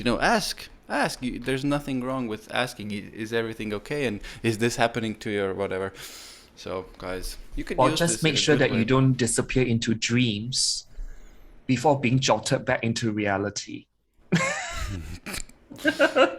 I think that's my last statement. And something that's actually happening on 10th of March as well. I just want to bring this in because some people may want to look at the asteroids. And the asteroid, which is Vesta, will be entering into Aquarius also on 10th, 11th of March. And Vesta is basically an asteroid of what we are vested in or have investments in. Okay, that's in short what it can mean. And in Aquarius, Vesta is what we work best in. So we may work best in a very Aquarian atmosphere of freedom and have a tendency to escape from routine because Aquarius just want to break free. And don't want anything that's too structured. It wants things abstract and flexible. And we may have more commitment from 10th to 11th of March onwards. You may see that as a whole, collectively, to humanitarian or political causes, which do not offend our sense of individuality. And we may get more vested interest or invest our interest into people who are humanitarians, people who are very helpful towards us, freedom-loving, embodying the archetype of that. Or we may have more interest into freedom rights fighters as well. This is what I want to add in short. I wanted to add one piece about that Mercury and Pisces that I really had written down because Mercury is a lot to do with, guys, what we think about. And the Pisces, let's say the negative side. We talked about the positive side of the, spirituality. Well, I've got negative sides as well to talk about. What we think, what we come out from our mouths is totally different. Yeah. So it can be, like Donnie said, the words have to be really, almost thought about more precisely. You have to think before you speak, really. Yeah. Because you can be literally, bullshitting a person when you don't. The intention maybe isn't even there to bullshit them, but the words can come vaguely. Mercury is also text messages and phone calls, so beware of scammers. Yeah, good point. Impersonators as well. Yeah. And the thing about the thoughts I had is if you find yourself literally thinking about kind of escaping or addictions or drugs, alcohol too much. This is like the downside of Pisces Mercury combo because the thoughts will go to the Pisces energy. So do your best to take yourself off from that and focus on the creative things, focus on the spiritual things, focus on those things that are more healthier for you. You want to move on to the 13th of March because it's quite. So 13th of March we do have Sun and Neptune together in late degrees of Pisces. And when I think about the moon, right, it's usually talking about some kind of world leader or someone prominent. In the sign of Pisces, this can be someone in the medical field. And when I see Sun and Neptune together, it can be someone belonging to those spheres in which I just mentioned, getting some kind of award for the job well done. And since Neptune is involved as well, this can be done through some kind of overblown rose-colored glasses way of seeing things.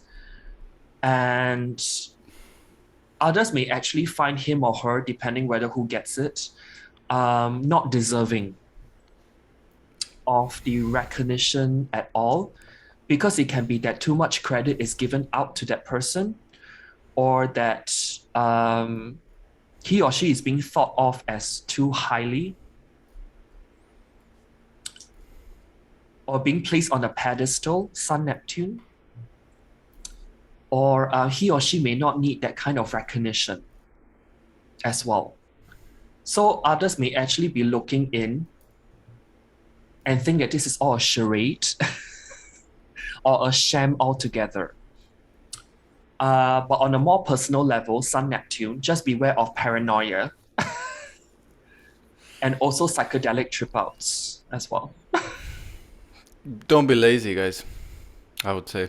Well, but okay, it's just actually, joking. It's actually the perfect day to play like your Xbox or something just to chill out, Yeah.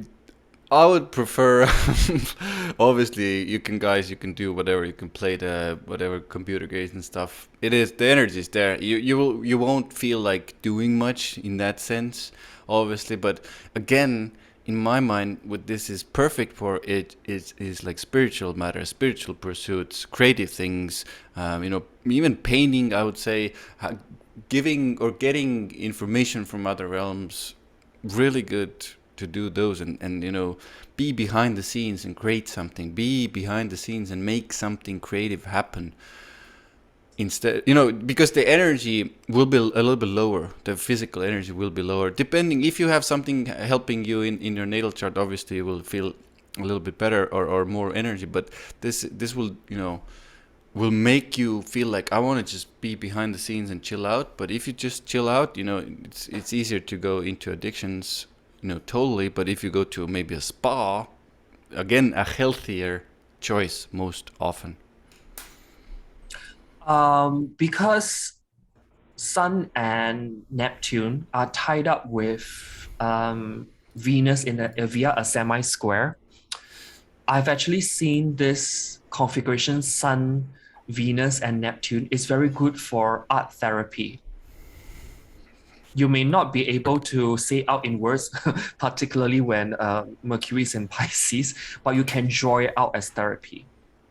Again, a healthier choice, guys. A much, much healthier choice. Yeah. And stuff like, or hang out with friends at a swimming pool. It may be that socialize when there's bodies of water. Yeah, it can be that as well. How about the 19th of March? Because this one will be active for like 5 days, from 19th to 23rd of March.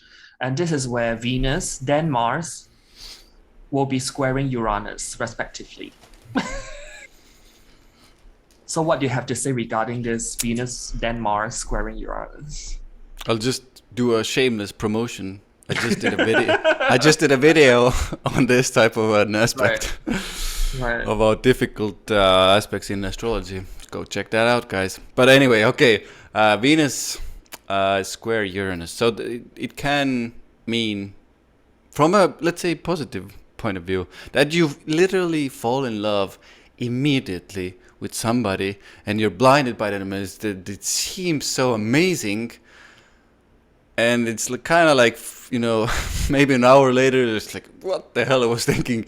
But it can literally make you fall in love too quick with somebody. If you're in a relationship, in a partnership, it can bring some, sudden events in those relationships, partnerships. And especially we're talking right now, when we're talking about such, material, practical signs as well.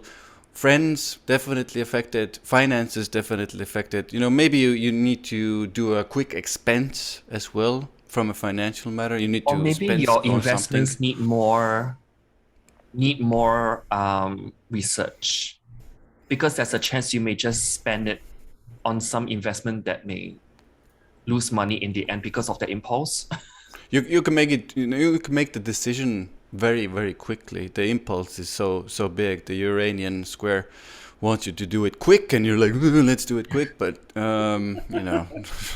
take your time, guys. And then again, either you're like, seeing somebody. God, I can't even get it out. It's just like, go on. God. Go on. Take your time in romantic relationships with this aspect. Although an opportunity can be presented out of the blue for you to go on a date, it can happen. As well, so it's not all super bad with this aspect, so keep that in mind. Go ahead. I would say that it's more of a sudden and abrupt expression of passion, and this may cause the other person to feel kind of intimidated, or even like back off and withdraw, because whoa, too much. Kind of thing. But then it can be being open-minded to someone that it may not be your type before. Yeah. But then you just want to, let's just give it a shot. It can be that as well. And on top of that, there can be an irresistible force of desire. So in case you're at a bar, because we've got 4 planets in Pisces, just beware of plausible encounters that might result in a sexual assault, particularly when Mars and Venus are also squaring Uranus, because this can also mean deviant sexual behaviors and attitudes as well, if I were to be honest. Sexual experimentation. But then if I it's would not harnessed properly, it can be like deviance. Yeah. But on top of that, I've also acknowledged this square because Mars will be the next planet to square Uranus. This can be really like a suitable time for some sort of cosmetic procedure or operation as well, even though it's a square. Yeah, because Venus first, right? So it's something cosmetic, something to make you pleasant, and then like Venus is to cut you open. Yeah. Yeah. Yeah, let's say I would maybe. I know it's You know. probably like a sextile or a trine is better. You know what I mean? But a square actually works in some cases as well. It does. Yeah. You might be just getting a too quirky of a haircut or too quirky of a clothing or whatever it is. Or that person just don't have the right scissors, which is Mars. And you end up with a mullet. Maybe. Yeah, exactly. You ask for haircut A and you got haircut B. Just, yeah. Yeah. Or Y. Well, or Y or Z. So, so this influence will be from March 19th to 23rd as a whole, because after Venus is Mars, that's square. Do you want to move 1 day forward or 2 days forward? So we've got Sun in Aries at 0 degrees. Finally, guys, finally. I just want to like applause the fire signs, which is a lot for me. I have so much fire. I've been just like freaking, come on, fire, come on. Yeah. So do you have anything to say with Mars at 0 degrees of Aries? Well, I'm getting excited even looking at it. So it does bring, guys, for a lot of energy, first and foremost for us, especially, Sun in Pisces. We're getting, Sun in, basically starting from Capricorn, where Sun has been butchered. Now, Sun, my planet, one of my main planets, I'm getting excited looking at it, dude. We're getting more energy, we're getting more life force. We want to do more things. We want to take more action. We have more courage. We have more bravery. We have more initiative in our presence, in our energy. We want to, we just want to take life by the horns. There's no, of course, there's other things going on, but God, I'm excited. Well, I just want to mention here that when Sun actually ingresses into 0 degrees of Aries, it's actually the start of the new year for the Earth. Because when Sun actually ingresses into 0 Aries, it actually crosses the equator, heading into the northern hemisphere. So it's akin to the birth of a new day, but in this context, it's the Earth that's having a new birthday, so to speak. And the Sun ingress into Aries is also the spring equinox in the northern hemisphere, and it's often referred as the vernal equinox.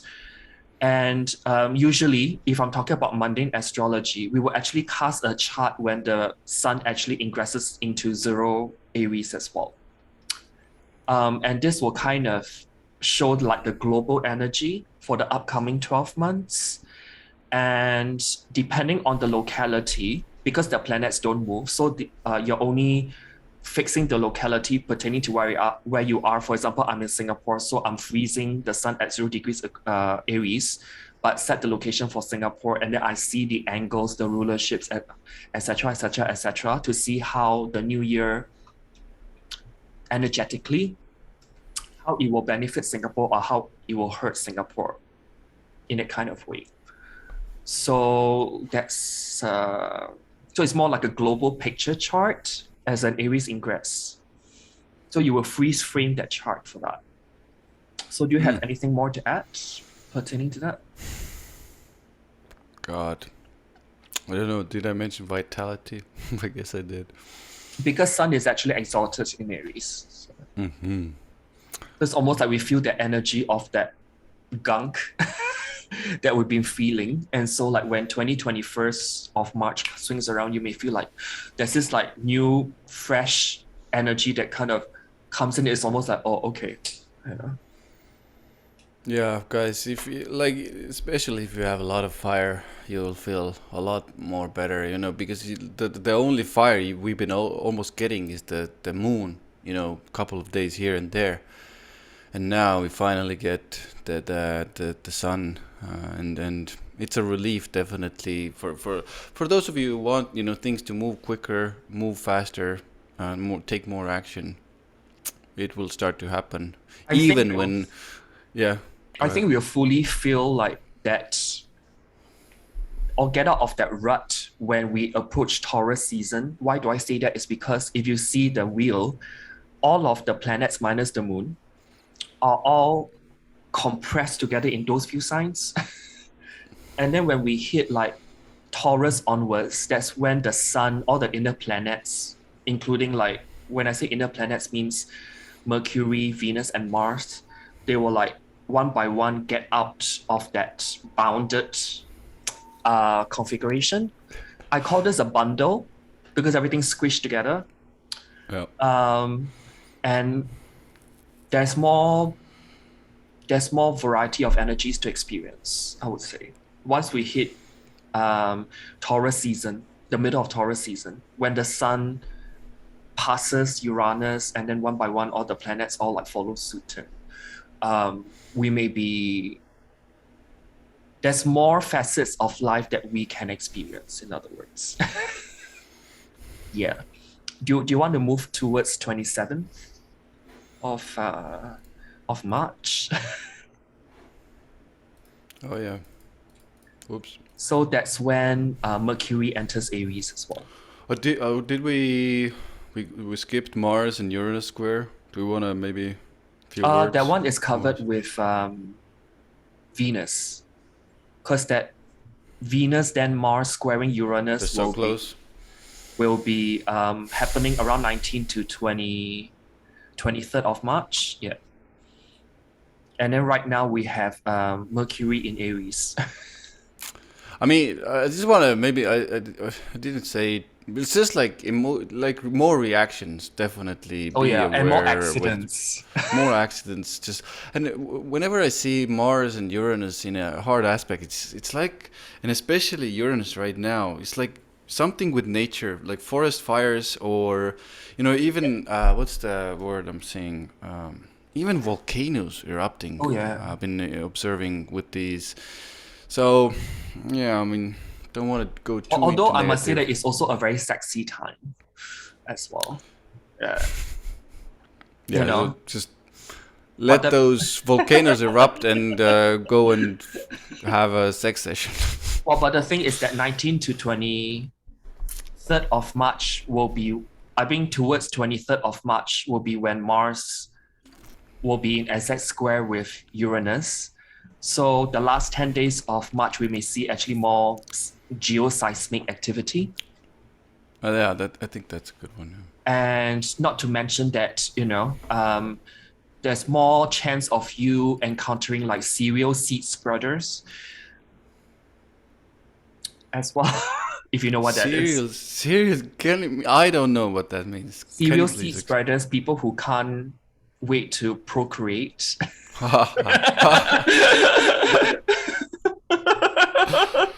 Jeez, this world is wild, man. No, because the thing is, if I think about Mars is actually the sperm, but Venus actually rules the semen, the liquid in which the sperm actually is suspended in. And when it's squaring Uranus, everywhere.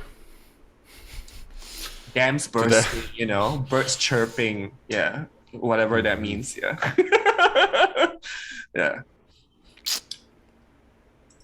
So that's kind of like some cyber attacks here as well. I think some like annoyance online or some sort of thing that happens online. Like some that is scam not. taking place? I think scam is a good one, but I think even maybe an attack because it's Mars squaring Uranus. I think that's one of the. When is it? 19th? Yeah. Cyber attack, right? Aquarius and then Uranus also involved. Uranus. Yeah. Mars can be something deviant. It could potentially be, and Uranus is like systems and data storage units. Exactly. So change your passwords, guys. It can be that. But what do you have to say for Mercury in Aries? Well, for me, again, more fire, so I'm mostly enjoying it. But like from a Mercury in Aries, the mind gets so quick and fast, and the ideas move so fast and quickly for us. I think it's a nice change from the Pisces, but there are still things we need to be careful of because the word and the tongue gets very fast and quick, and we even when Very people are sharp as well. very sharp, and people are like talking, and we want to interrupt them, and it's like talk faster, talk quicker, and everybody's like, I want to say something, I want to put in my whatever the 2 cents is, and there's so much of that happening as well.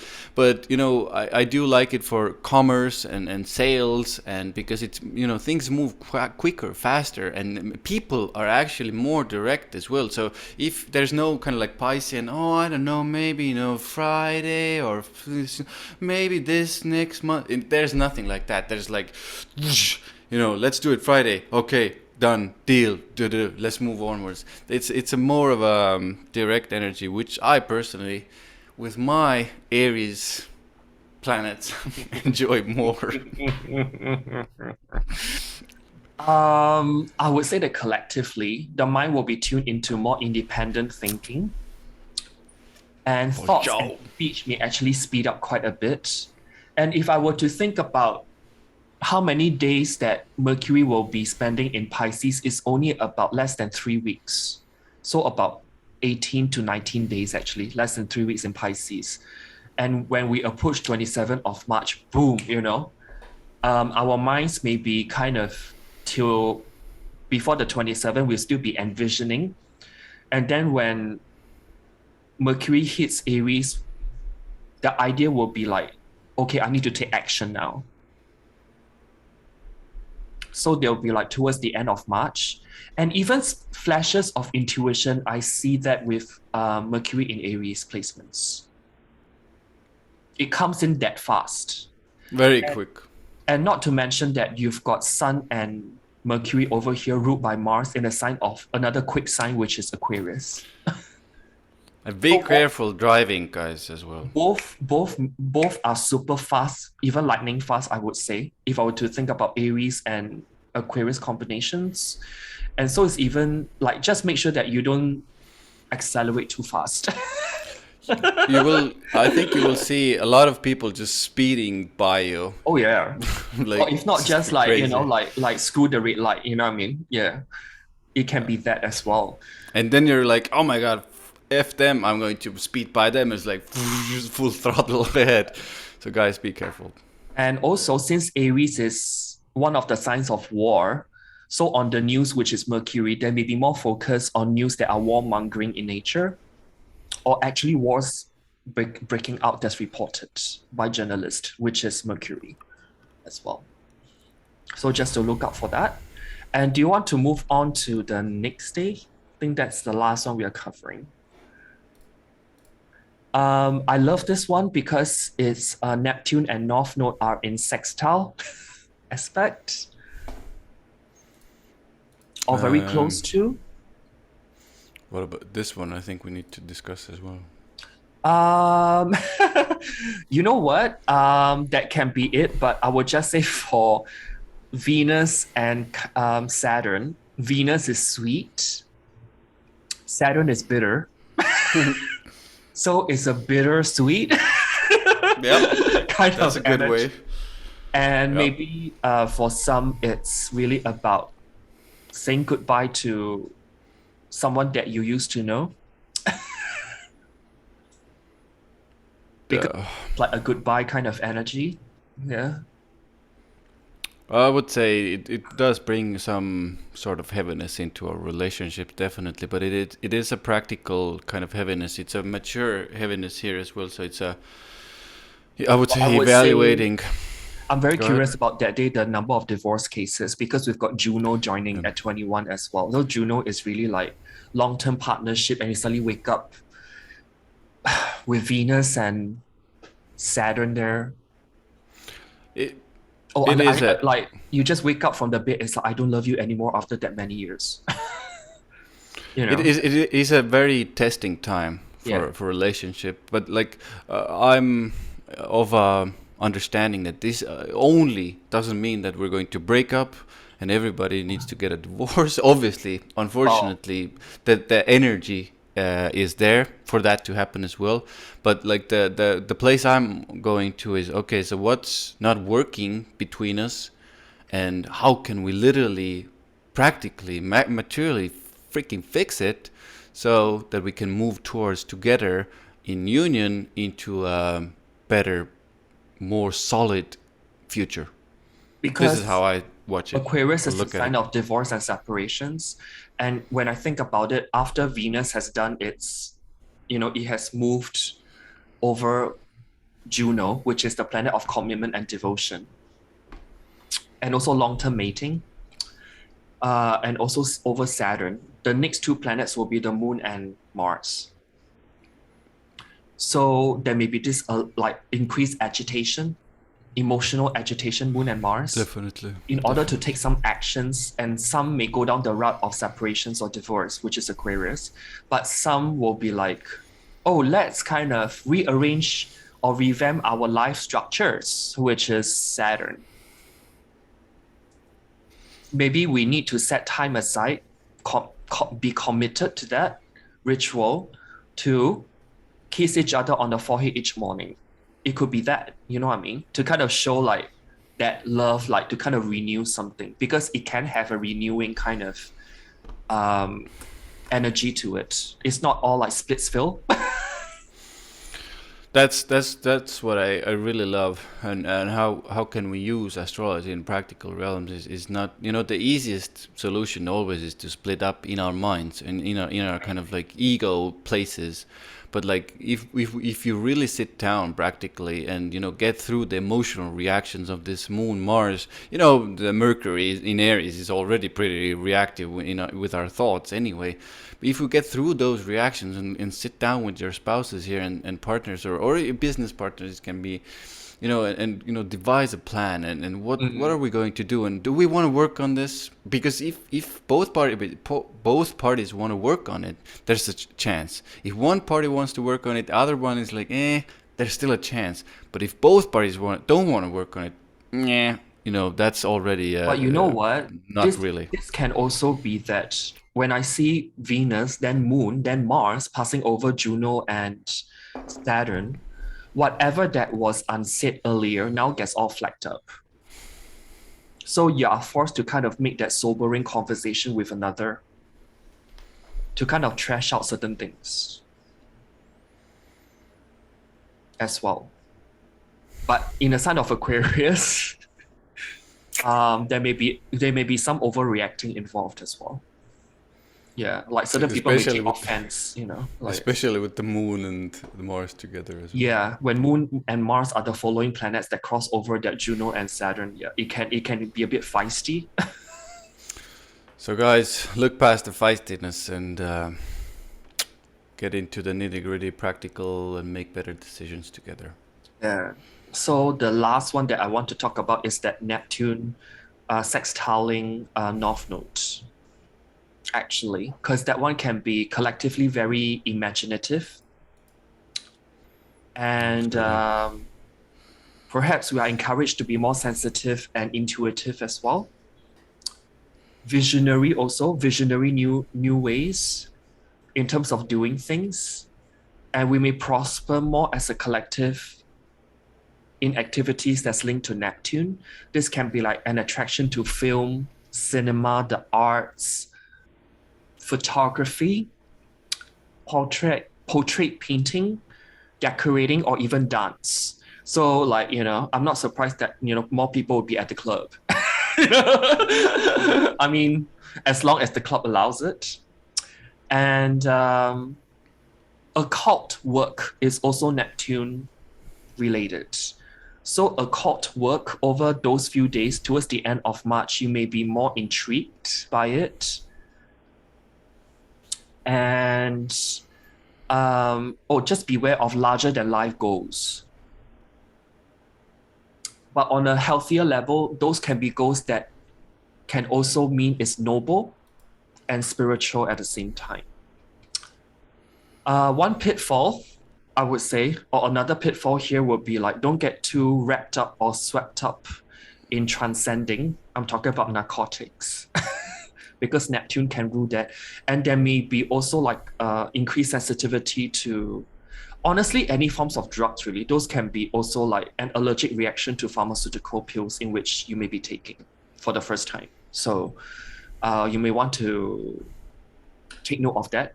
But overall, there's enhanced trusting nature when Neptune is sextiling the North Node. Yeah, I would say that. And if you want to join that channeling class, that psychic intuitive development class, yeah, I would say go for it over those few days in late March as well.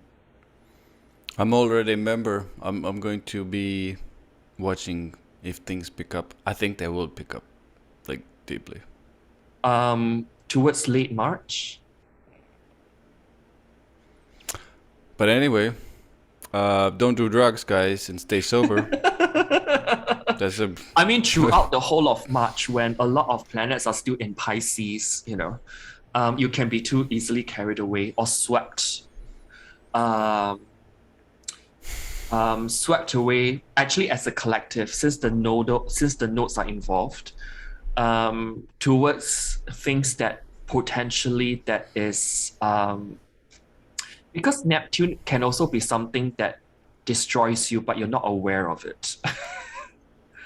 So this month is really to analyze our destructive habits as a collective and see what we need to let go of. But it's a very good month as well for connecting with deeper forces at work that may not be visible, invisible realm, Pisces, or you're seeking that inner spiritual guidance. Guys, I would say definitely if you go to those other realms, your own inner guidance, your own inner strength needs to be really strong. It needs to be firm.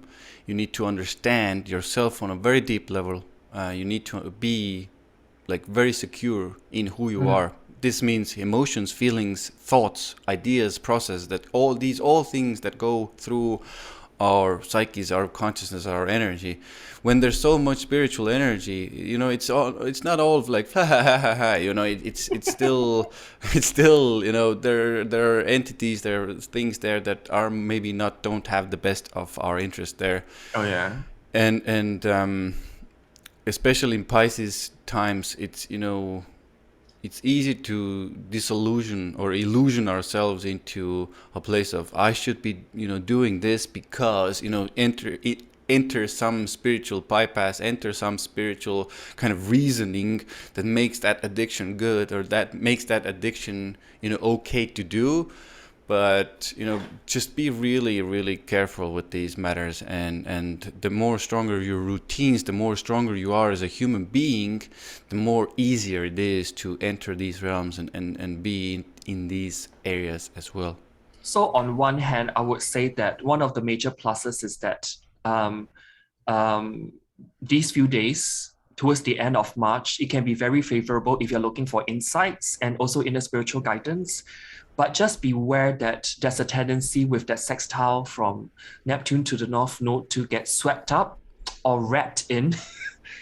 When I think about social, I think about the North Node in particular. If I think about a fad, which is FAD, I'm talking about Neptune. So don't get too swept up or wrapped into some kind of social fad, and go with the flow in unhealthy contexts. I think that's how I would sweetly sum it up. So do you have anything more to say regarding to March? Hi, guys. Do I have? Quite possibly. Yeah. There's so much to say, but I think I summed it up with the last kind of thing. It's easier to get lost in those realities and other realms, and it's easier to get. For me, it's also, I want to say something about astrology. Actually, it's easier to get lost in astrology as well. In some ways, you see an aspect, you hear us talk about it, you hear da da da da da. But if you find, there's so much going on in the world right now. So there's so many, hard things, bad things happening, literally, bad things, hard things happening. But if you find these ways inside of yourselves to, understand these energies better, deeper, find ways to integrate these activities the way you are as a human being into the everyday life, everyday mundane life, you don't have to constantly stay every day worried about, the war, basically what I'm saying. And there are ways to work around these matters and things, and to focus on yourself, keep building yourself up, keep building yourself stronger, more intuitive, more spiritual, more practical, all of these areas, financial, business, everything, all of these areas need your attention, and focus on those as well. Just not only looking at this aspect will make me, feel bad. Learn how to use these energies in a good way, productive way that benefit you, your family, your children, your pets, everybody around you. I think it's really a lifetime of learning and mastership, right? We're talking about it. Totally. But I would say that to end on a note, I think that 2022 as a whole, people can watch my 2022 video with Lada, in which I'm still surprised that it's got that many views. Hashtag winning. Well, I mean, the thing is that altogether, I do only see things bottoming out in Q3 of 2023, which coincides very well with that Venus retrograde in Leo. And so you've got something to look forward to. This too shall pass. When I learned astrology, this is one of the phrases that really is ingrained in me. And so from now to then, it's really reorienting your path so that by the time we bottom out of this whole